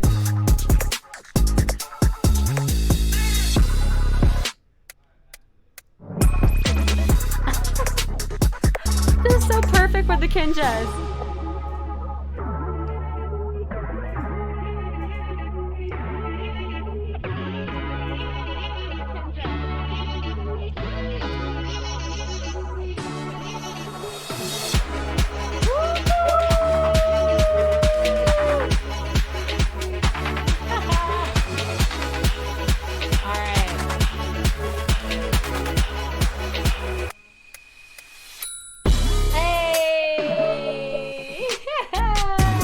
Alright, that's enough of a teaser. That was fire, you guys. Oh my god, the heat. I know. Coming soon, coming soon. Coming soon. Make sure you tune into RIZR. Again, you heard him. He is the one and only, the amazing human being who always spreads light and welcomes in so many different stories, cultures, people, feelings. Show him your love. And oh my goodness, RIZR. Till next time. Thank you for having me, guys. It was so lovely having you. Listen, keep rising. Keep rising. Yes, keep rising. One last thing. RIZR also interviews amazing artists, like incredible artists at a like such different caliber. So if you have the time, go check out RIZR's Twitch channel as well. When do you do these interviews again? Every Thursday, Tuesday, It's Thursday? varying right now, but Monday, Wednesday, Friday, you can follow me. Just follow me on Twitch and you'll see the schedule up there. Yeah. Alrighty, you guys. RIZR, thank you so much. Okay. Take care. Good night, everyone. Bye-bye. Good night. Oh my god, 2 Sarahs now. Woo! Okay, let me go back to this. That was so good! Oh my goodness, you guys. Isn't he amazing? He is absolutely like such a gem of a person. I'm really glad that, oh, high five, thank you so much. I'm really glad that RIZR was kind of our first interviewee. I think he had really amazing insight to give, and it's all kind of coming from his experience. And as you can see, it seems like he has gone through a lot of stuff. Josh, thank you so much for gifting subs. Oh, RIZR, you didn't have to. Oh man, you guys are too sweet. Thank you so much, you guys. Thank you. RIZR, it was such an honor to have you on our interview. I didn't want to interrupt during the interview. There's a lot of stuff in there that I need to hear. Yeah, I mean, like, even for me, there were so many moments. I'm definitely gonna have to rewatch the VOD because some of his advices were just golden, and they're just easy to forget when we live in our daily life. But moments like this, when we get to just sit down and have a real conversation, I feel like these are the moments that recharge us and reinvigorate what really matters to us and how to pick ourselves back up. Oh, RIZR, thank you so much. Yes, RIZR, he is an inspiration to so many. RIZR, you're too nice. It was so amazing witnessing, like, if you see RIZR in person, like, you can already feel this, like, very comforting vibe. Like, I feel like RIZR is like a fireplace almost. It's like I feel like when you're with RIZR, you feel warm and cozy. I feel like he's like a fireplace that a lot of people like to come like huddle around. I feel like that's like the this music is a fireplace. No, but it was really nice. And I feel like RIZR, we actually just like, I guess like reunited not too long ago and added more fire ending. And it was so lovely like witnessing what a community actually means. I feel like we've had this digital community together for what, a year now, right? Everybody who's been in chat, I feel like we've had this digital community for quite a while. And it's been a long time since I've actually witnessed like physical beings and a community actually being there for each other. It's been a long time, but not too long ago, I just met up with RIZR again, and I had the pleasure of experiencing that with him. And it was just so amazing. He really inspires so many of us to put in the work. He reminds us that we're, at the end of the day, like, there's something bigger than just us. So I'm so glad that that interview didn't go so horribly, because I was so nervous. I feel more motivated to create again. Yes, I'm so glad. Oh, Sigma, I'm so sorry to hear that. Is everything okay? How is Papa? Yeah, Sigma, again, let us know if there's any way that we can support you and help you. You know, I'm always down to even just listen. If you need to DM me, we will be here for you in whatever way we can. Awesome. I'm actually kind of hungry, you guys. And we just got some Cuban sandwiches not too long ago. Like a couple hours ago. And I might go bring I think it's called mesitos. It's like pernil and plantains in like a sandwich. It's so good. I might take a bite of that. Aw, Josh, thank you. Thank you. It was so lovely having you guys. And I know that you guys, had the capacity to appreciate this content, because I know a lot of you in here are creatives. Whether or not you pursue a path in like professional creatives, I know that you guys all appreciate music and you guys all appreciate the arts and support the artists. So it was my pleasure being able to share it with you guys and just, I don't know, share the insight, share the good vibes. Plantains are live. Sweet plantains are, yes. Oh my goodness, I asked Tofu Senpai to order like an entire bowl of plantains. Oh, decent. Thank you so much. Aw, I really appreciate that. Thank you so much for coming back in here. I hope you guys know that whenever I tell my story to somebody, anybody, I always bring up you guys, because I feel like you guys also took a chance on me. You know, even just clicking onto my little screen or notification. I feel like every day I'm super blessed to have you guys here as like a stable rock that I can always rely on.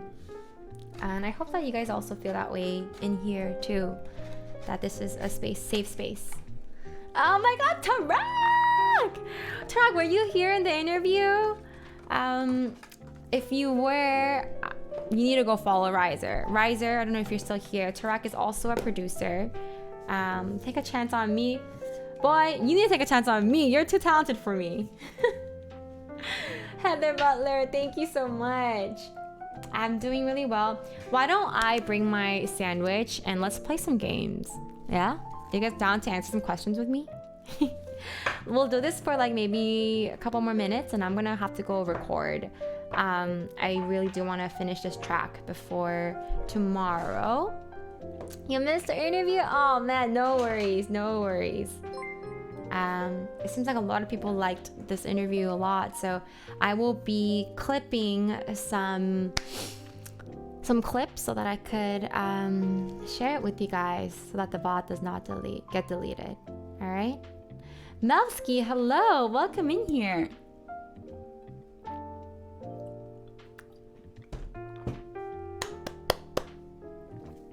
Alrighty. Well, again, thanks so much for all of you guys who were in here for the interview. I hope it was of some help to you guys. I feel like every time we have these things, it's always such an inspiring moment to see other people root for each other, support each other, get to know each other, share, you know, tidbits here and there. So it was, if it lets me, don't worry, I could say the entire VOD as a highlight if you guys would like that. Ina Shell, welcome in here. Oh my goodness, thank you guys so much for being in here. I'm going to actually, oh shoot, Inischu from TikTok. Is it for, are you guys from TikTok? Tarag, you don't have to prime, don't worry about it. Oh shoot, that's so crazy. Wait, I don't think Twitch and TikTok do an integration, do they? I don't know, is that something that happens? Also, let me just go ahead and here.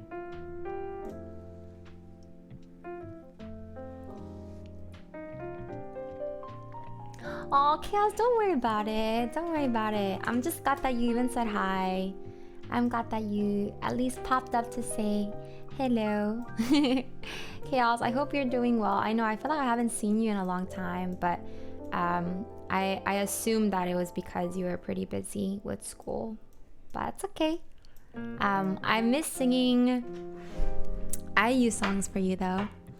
Inischu, is that how I pronounce it? Also, I'm always in your streams. Melski, thank you so much for welcoming your friend in here, Ina Shell. Thanks so much for being here, you guys. I'm going to go ahead and... Oh, okay, Chaos, thank you so much. I don't think so, but the FFA algo is insane to bring reach. Yeah, oh my god, you guys, I have another TikTok to upload. Hold up.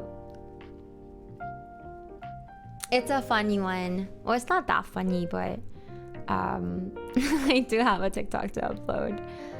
Let's see. Okay, I'll upload it later tonight. So you guys have to check it, okay? It's Nicho? Oh, Nico! But Nicholas? Nico, it's Nico. Is that how you pronounce it? Or Nichu? What's the correct way to pronounce it?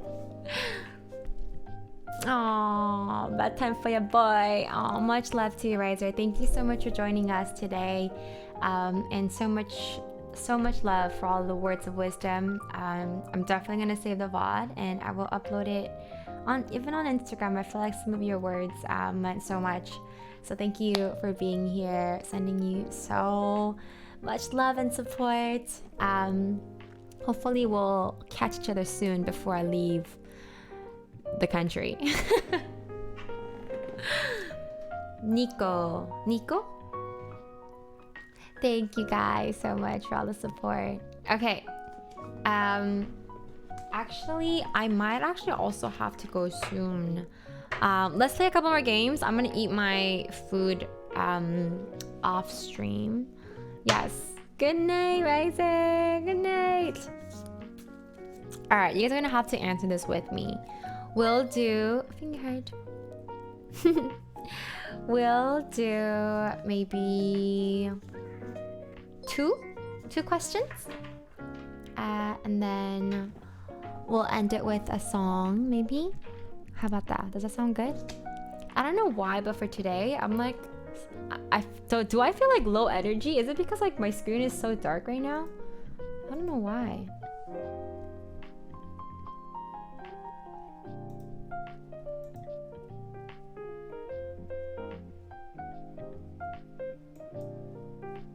One question so you can eat? It's okay. Let's do 2 questions. Oh! Alright. I'm particularly stubborn about... Ooh. No worries, Seki, it's okay. Very calm vibes. Yeah, you You know it's gonna be chill vibes in here. That's my low energy. You're right. You're absolutely right.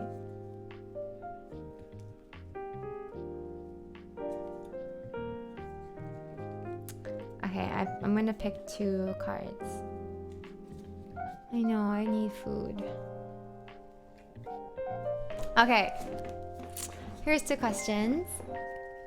Good morning. Hello, hello. Ah. How to pronounce my name? Sola, like soul. Sola is how you pronounce my name.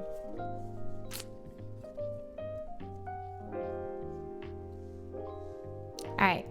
I'm particularly stubborn about flyaways when editing. Okay, that's fair. As a photographer, I feel like you kind of have to be, no? Okay. Girl, your lashes should be popping today.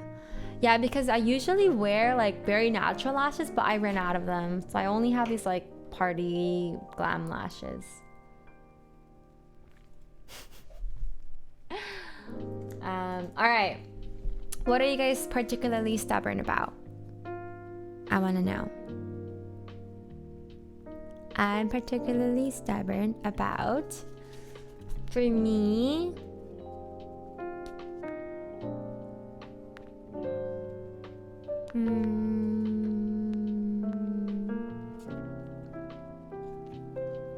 doing things I'm comfortable with. Ooh, what do you mean? I think I'm particularly stubborn about how I like my coffee. Yeah, I'm very particular about my coffee and like my coffee ice creams. Like, honestly, I can't do Starbucks coffee at all. I feel like it's too like milk. So much milk. For me, I need like some rich coffee. I'm feeling a kind of way tonight, apparently. Yeah, I can't do Starbucks coffee. I don't know why. Kinder instead. Oh, really? Kinder looked really good. Tarak, you feel me, huh? I'm just taking good advice and agreeing with it, and I still did my best. That is true. I did that too all the time. Yeah, Starbucks coffee just doesn't taste much. I feel like I'm just like drinking milk. Okay, next question. At a party, you'll find me. I'm talking about a really popular boba shop, and my opinion that is, it's actually bad, and that the only reason it's popular is because the drinks are cool and Instagrammable. Ooh, what is the place called? I want to know. At the beer pong table. Tarak, I can totally see you at the beer pong table. I would want to be in your team. You wouldn't want me in your team, but I would want to be in your team. Not invited, Regnio. No, that's not true. I'll invite you to my party. Bushy Brows, hello. Welcome in here. Drinking? You're gonna be drinking at a party? Everywhere and chatting with whoever. It's called Omo. Ooh. Okay, I'm gonna have to look at this up. Behind the DJ deck. Hey, Unpro, let's go. You'll find me minding my business in the toilet with my best friend. Because I've been puking? Oh no, insane. Oh no, are you not good with alcohol? At a party, I'd be walking around trying to spend a little time around. You're that social butterfly. This content is a social butterfly. Hyping people up once I get a I can totally see that, Josh. I feel like you're like the nice one. You'd be like, drink. At a party, you'll find me. At At a party, you'll find me just grooving to the song.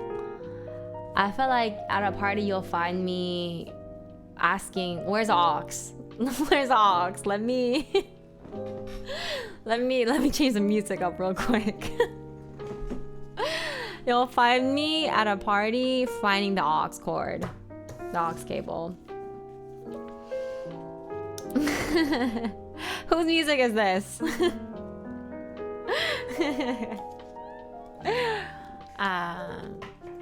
At a party, you'll find me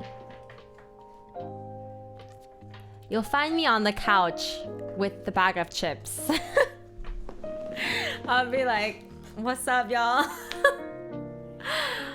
They're dancing downstairs. Go. I'll just be like, "All right, everybody. The action is over there." What kind of party? For the bouncers instead. She'll bring the ramen to the party. Facts. I'm out there like, "Yo, is there a fridge here? Like, where can we get some food?" Oh wait, what are we talking about? Oh shit, I just mixed the cards in here. Okay, I was gonna... Boy, I want to know what your answer is this, but... I just mixed it in here. A food festival party. Oh, at a party, you'll find me rationalizing myself as like... That's so funny, Jungkook, I love that. Honestly, I feel like these days at a party, I'm also super self-conscious about like the isolation stuff. I feel like at a party, I'm always like talking to somebody, you know, or like just dancing, grooving with my girls. Yeah. But I also feel like I like just like going outside of the party and just taking a fresh air. I'm always like, "Yo, you want to go outside?" At a party, you'll find me going ham. That's too funny. All right. That is it for today. I'm gonna go get some food to eat because your girl is hungry.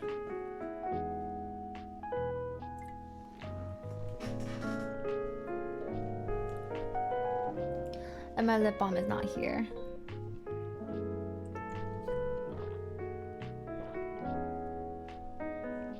No, Mix, that's so bad. Catch me outside, how about that? Thank you for the cheers, Bills, ew. Wait, you just tipped me? Oh my god, Josh, I thought that was a cheer. And then I was like, wait, Bills? Oh, Josh, thank you so much. So nice. And Insane and High Five, thank you so much for the cheers too.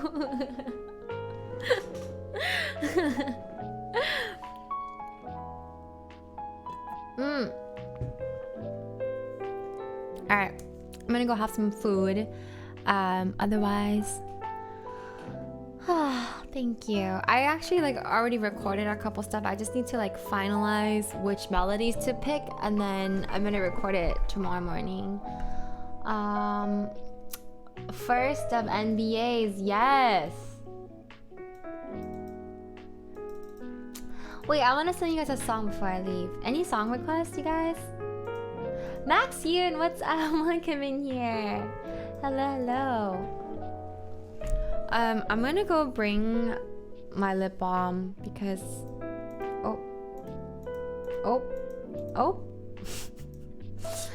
because oh my god.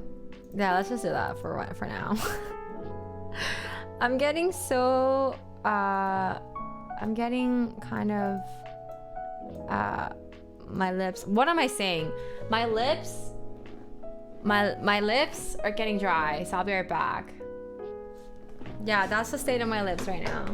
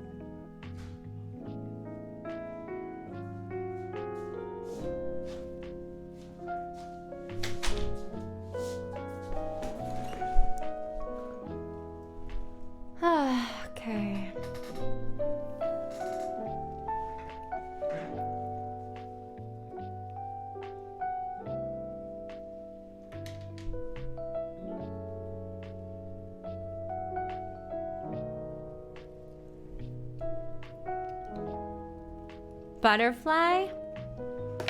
Y'all really like Butterfly, huh?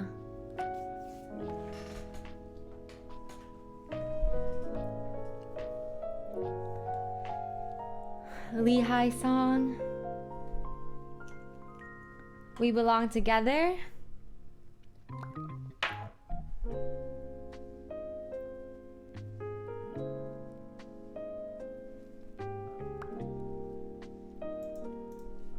Butterfly.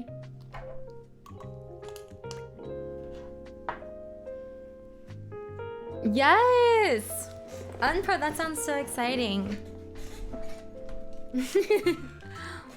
Alright, let's go ahead and sing a song.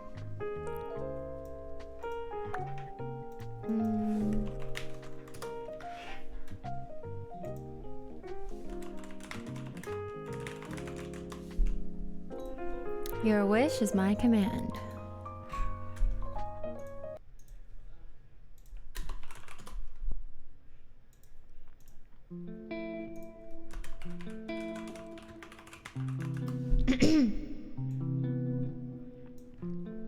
Can you guys hear this?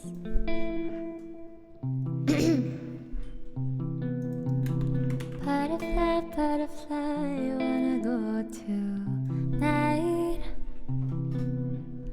Wish I was just like you, maybe then you showed the light, and I could be free again.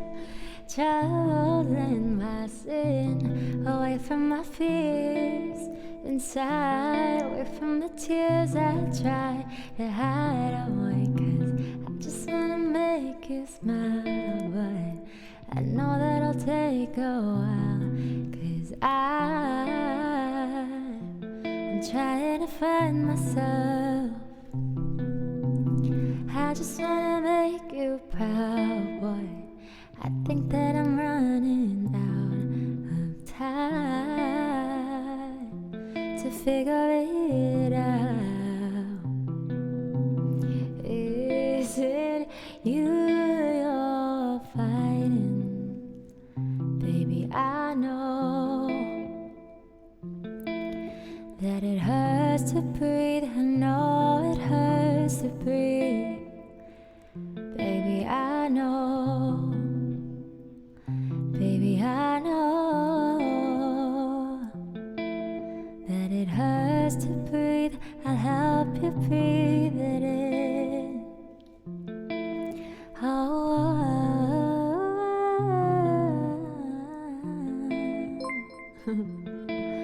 That it hurts to breathe. I know it hurts to breathe.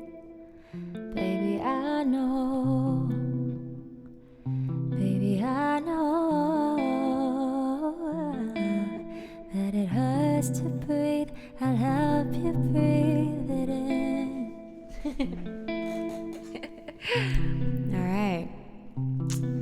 That was Butterfly. I hope you guys enjoyed it.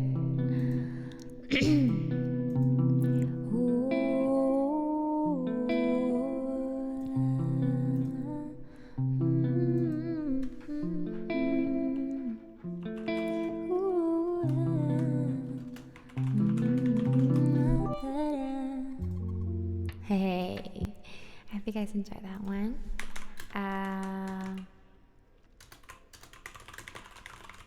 Of course. Thank you guys so much for showing up again. I'm about to dip.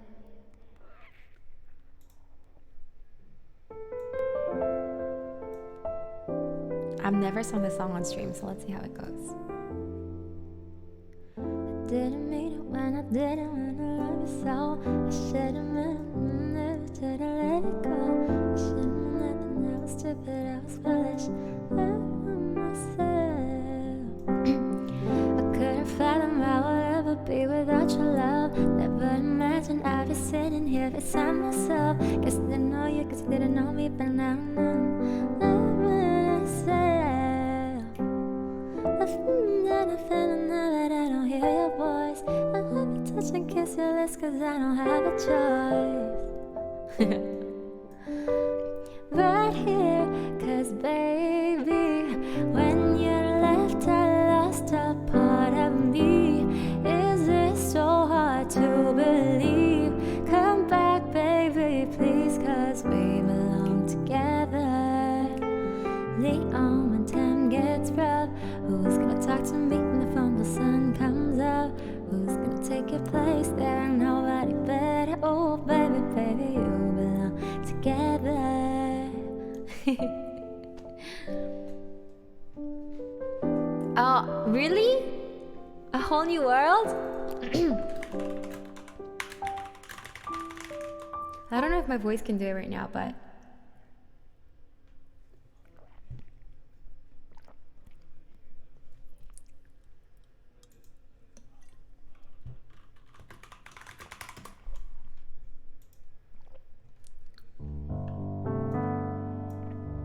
alright, y'all sing with me. I think this is Jasmine's part. Oh, no, I mean Aladdin. Hold on.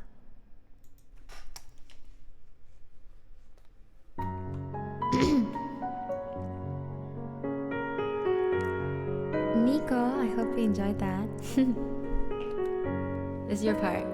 The world shine and shimmer in splendid. Champagne Sancho! Hello! I can open your eyes.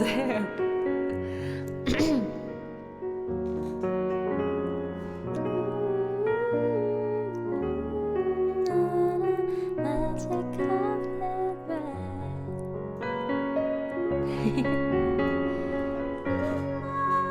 Okay, I hope I can hit that note.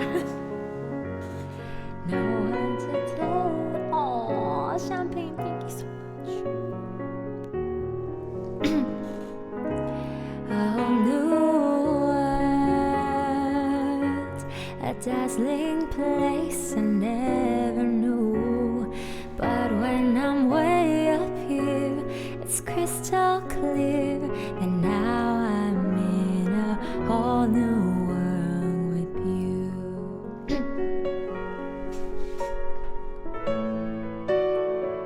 Sights, indescribable feelings, soaring, tumbling, freewheeling through an endless diamond sky. Alright, yo, hold up. This is a little too high for me today. We'll sing this again another day when my voice isn't all oiled up from my pernil. Wait, have you guys seen Kim Kardashian? Kim Kardashian's SNL.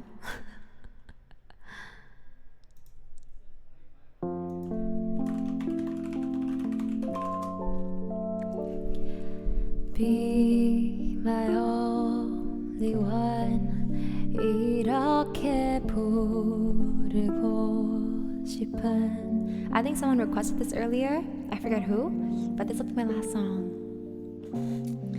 같이 걸어요.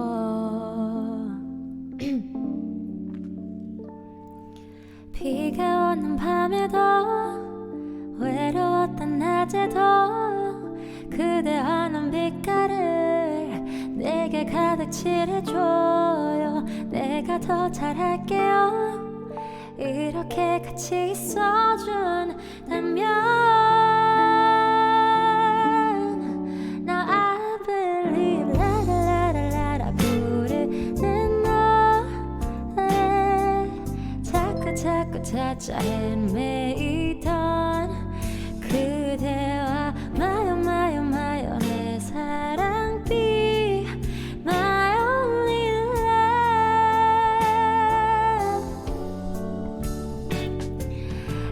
걸어가는 발걸음마 다 기분 좋아 꼭 들이주는 춤 같아 마요 내 사랑 be my only love.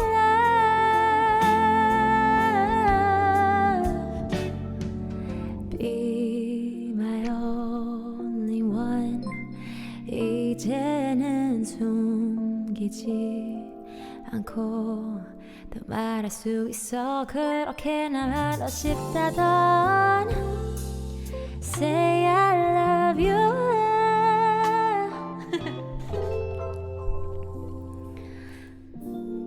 밤에도 바쁘던 아침에도 그대 내게 줄 것을 말하느라 말을 해요 내가 더 잘할게요 그 마음 내게 나눠준다면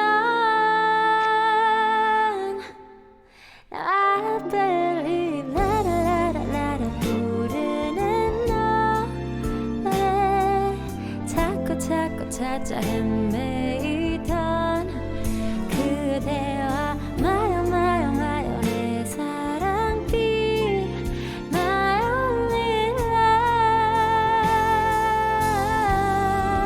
My only one 그대 보면 기고 싶어 갇히고 싶어 This part I don't know Sorry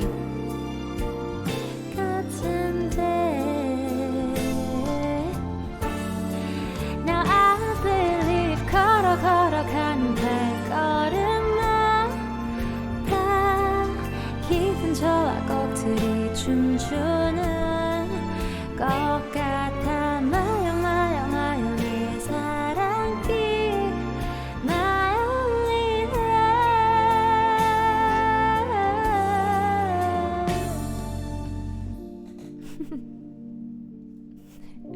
Yep, that was the bridge Alright Y'all, I hope you guys had a lovely night. I had so much fun with you guys.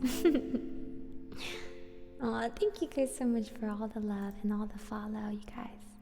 I'm so glad that I got to do this interview today. Did you guys like this stream? Thought it looks like a Jedi with my wrapped clothes. Good night, everybody. Sina, hello. Seems like you're a friend of Beaston. My only one. How tall are you? I'm like 5'4". I'm not that small. I'm not that tall. Different height. All right. On Thursday, maybe. Sina. Oh, I only knew that because Beeson was like, Sina. Oh, thank you so much. Thank you so much for being in here. We're gonna sing one more song. Sina, is there a song that I can sing for you? I'm gonna make sure I follow you. Seems like you do some amazingly fun stuff. I miss RIZR already? Damn. Damn. Am I allowed to? Yeah, no, absolutely. Please let me know if it's a song that I can sing for you. I would love to sing for you. This will be my actually last song. This is my last song.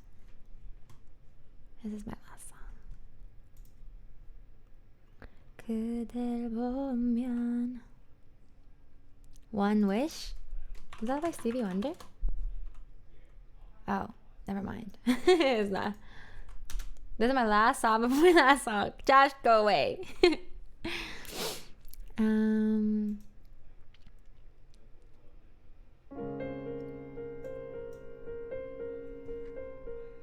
All I Ask? Oh man, that's such a tough song, but we'll do it. Alright.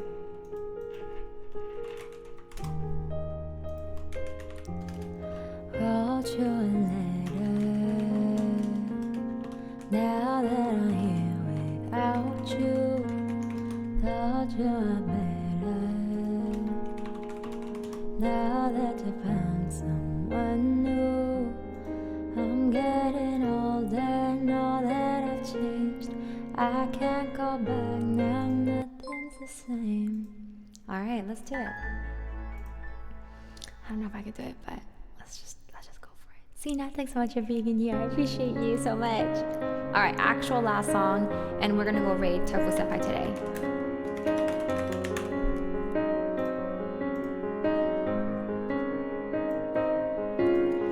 I will leave my heart at the door. They've all been their own words. They've all been said before, you know. Why don't we just play pretend? 'Cause we're not scared of what's coming next. Scared of nothing left. Look, don't get me wrong, I know there is no tomorrow. All I ask is if this is my last night with you. Hold me like I'm more than just a friend. Give me a memory I can use. Take me by the hands while we do what lovers do. It matters how this ends. 'Cause what if I never loved again?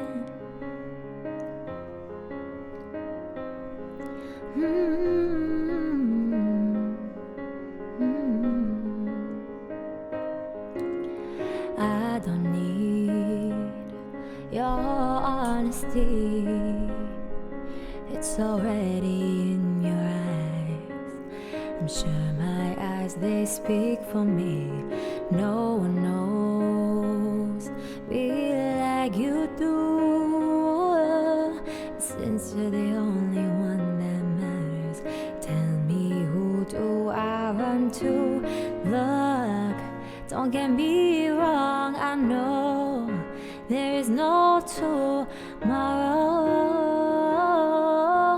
All I ask is if this is my last night with you. Hold me like I'm more than just a friend.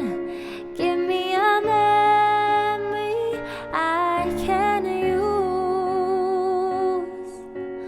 Take me by the hands while we do what lovers do. It matters how this ends. 'Cause what if I never loved again? Let this be our lesson in love. Let this be the way we remember us. I don't wanna be cruel or vicious.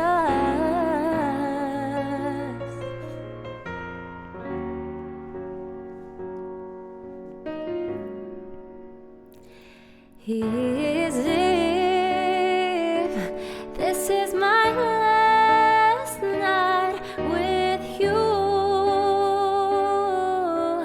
Hold me like I'm more than just a friend. Give me a memory I can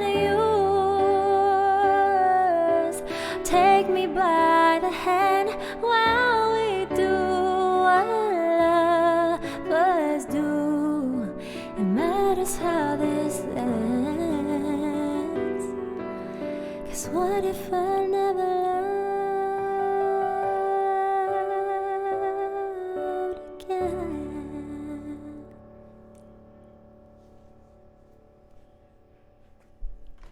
Alrighty. I hope you guys enjoyed that. Hi guys, thanks for watching. Oh my god. Aww. Yeah, she's really good. She's so good. Alright, you guys. Thank you. Right in the feels. I know. All right, well, you guys, thank you so much for all of your cheers, all the subs, all the emotes. I really appreciate you guys so much. Sina, I hope I'm saying your name correctly. Thank you so much for being in here and requesting the beautiful song. I just followed you, so I hope that I could watch your streams soon. I would love to watch your streams. I think that'll be so... It seems like you're doing some really fun stuff, so I can't wait to catch your streams. Well, thank you guys so much again for tuning in to me. Oh, thank you for the gifted sub. Tenchi, you're so nice. Champagne Sancho, again, thank you so much for the sub as well. And Josh, thank you so much for the tip too. Next stream, we're going to be planning our subathon for our my birthday subathon on we'll have a subathon on this Sunday. So if you guys are free on Sunday, we'll be having a subathon from the morning till night. So birthday subathon, yay! Let's go. Yeah, it'll be fun. We'll be planning. Let's plan it on Thursday. Yay! I'm so glad. I was like worried because I was like, it's a little too early for Halloween, but it's whatever. I'll just do it. And we'll have a lot of fun. Ooh, I have a mixer, which is what processes my mic. So my mic is actually not directly attached to my computer. It gets processed in this like audio interface. So I have my mic that's connected to my audio interface, and this is what processes it, and that's what's connected to my computer. So this audio interface has a bunch of vocal effects, so that's what I use. But I know that some other people use like music software. So for example, like Ableton or Logic, and they just open that up and they capture the sound coming from that music software. But I'm not well versed in programming and stuff like that, so I just use a mixer. If you want to know what mixer I use, I believe there's a link to it in my bio, if you would like to see it. Okay. Again, thanks so much for coming to the podcast. I was so nervous because my first time ever interviewing somebody, but it was so fun. I hope to do more of these. Well, do you guys like these? Should I do this more?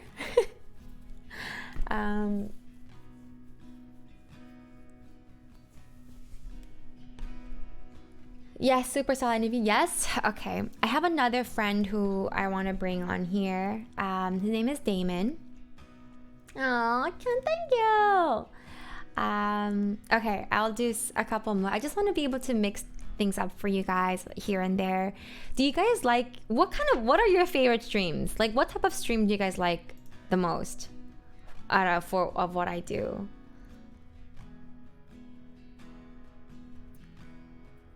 What interview? Oh, Nico, you joined a little bit late, so we did it like we did cozy vibing streams, okay? With songs, okay, fine. Okay, I'll stick to my regular.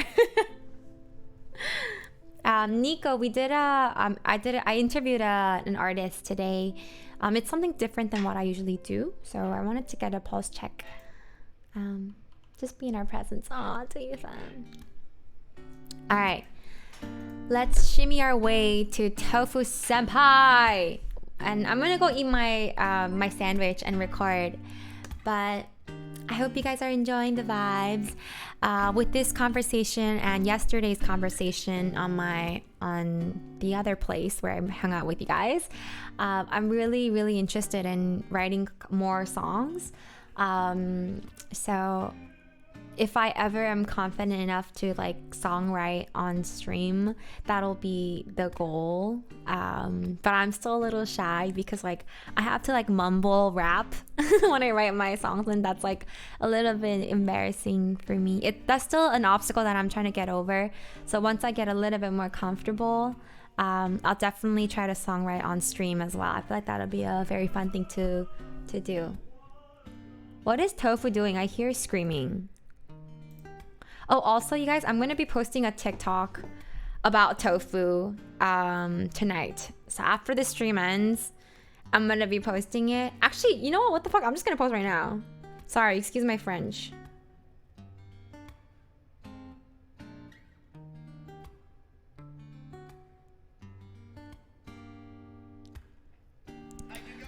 Summer, fall, when the beauty of it all, when the sun comes shining through. All right, I'm gonna post it right now. Wait, hold up. Let me caption it. I think you guys are gonna like it. You guys will know who I'm talking about too. Big Zitty boy, sorry. Excuse my French.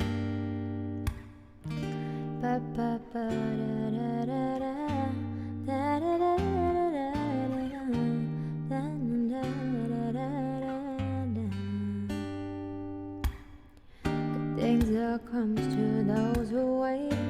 When I think of you sometimes, I wanna spend my time with you. Just the two of us. We can make it if we try. Just the two of us. Just the two of us. Just the two of us, yeah. Castles in the sky, just the two of us. Alright, I'm ready to post. Da, da, da, da, da, da, da. Alright. Ready, you guys?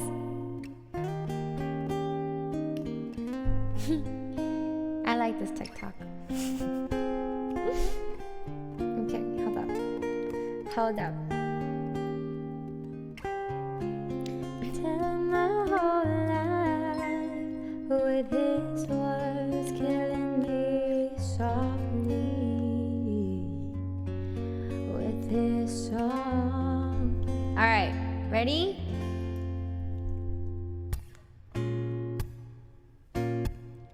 I'm gonna post it. Ooh, it's posted. Oh yes, I know. I really want to make animated GIFs. I promise I will. If you guys have any recommendations on like people who animate GIFs, who animate emotes, please let me know.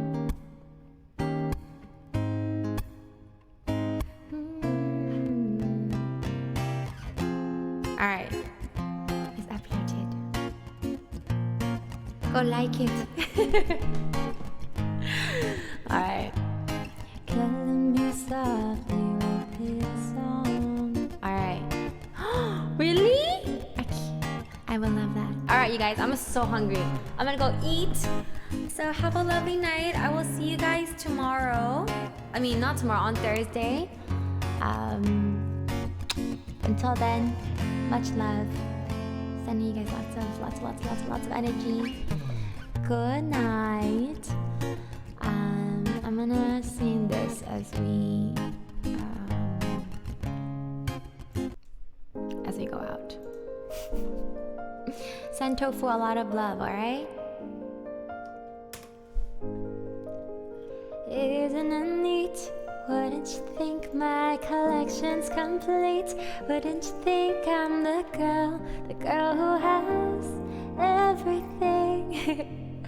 Treasures untold. How many wonders can one cabin hold? Looking around, do you think? Sure, she's got everything. I got gadgets and gizmos aplenty. I got who's it's and what's it's galore. You want thingamabob? I've got 20. But who cares? No big deal. I want more. I wanna be where you guys are. I wanna see you at TwitchCon, walking around them those, what do you call them, feet. Promise me you'll hydrate tonight. Also sleep early and eat a lot of good food. Thank you so much for coming to the stream. Up where they walk, up where they run. up where they stay all day in the sun. Say hi to Tofu for me. I love you guys. I love you, love you, love you, love you. See you on Thursday.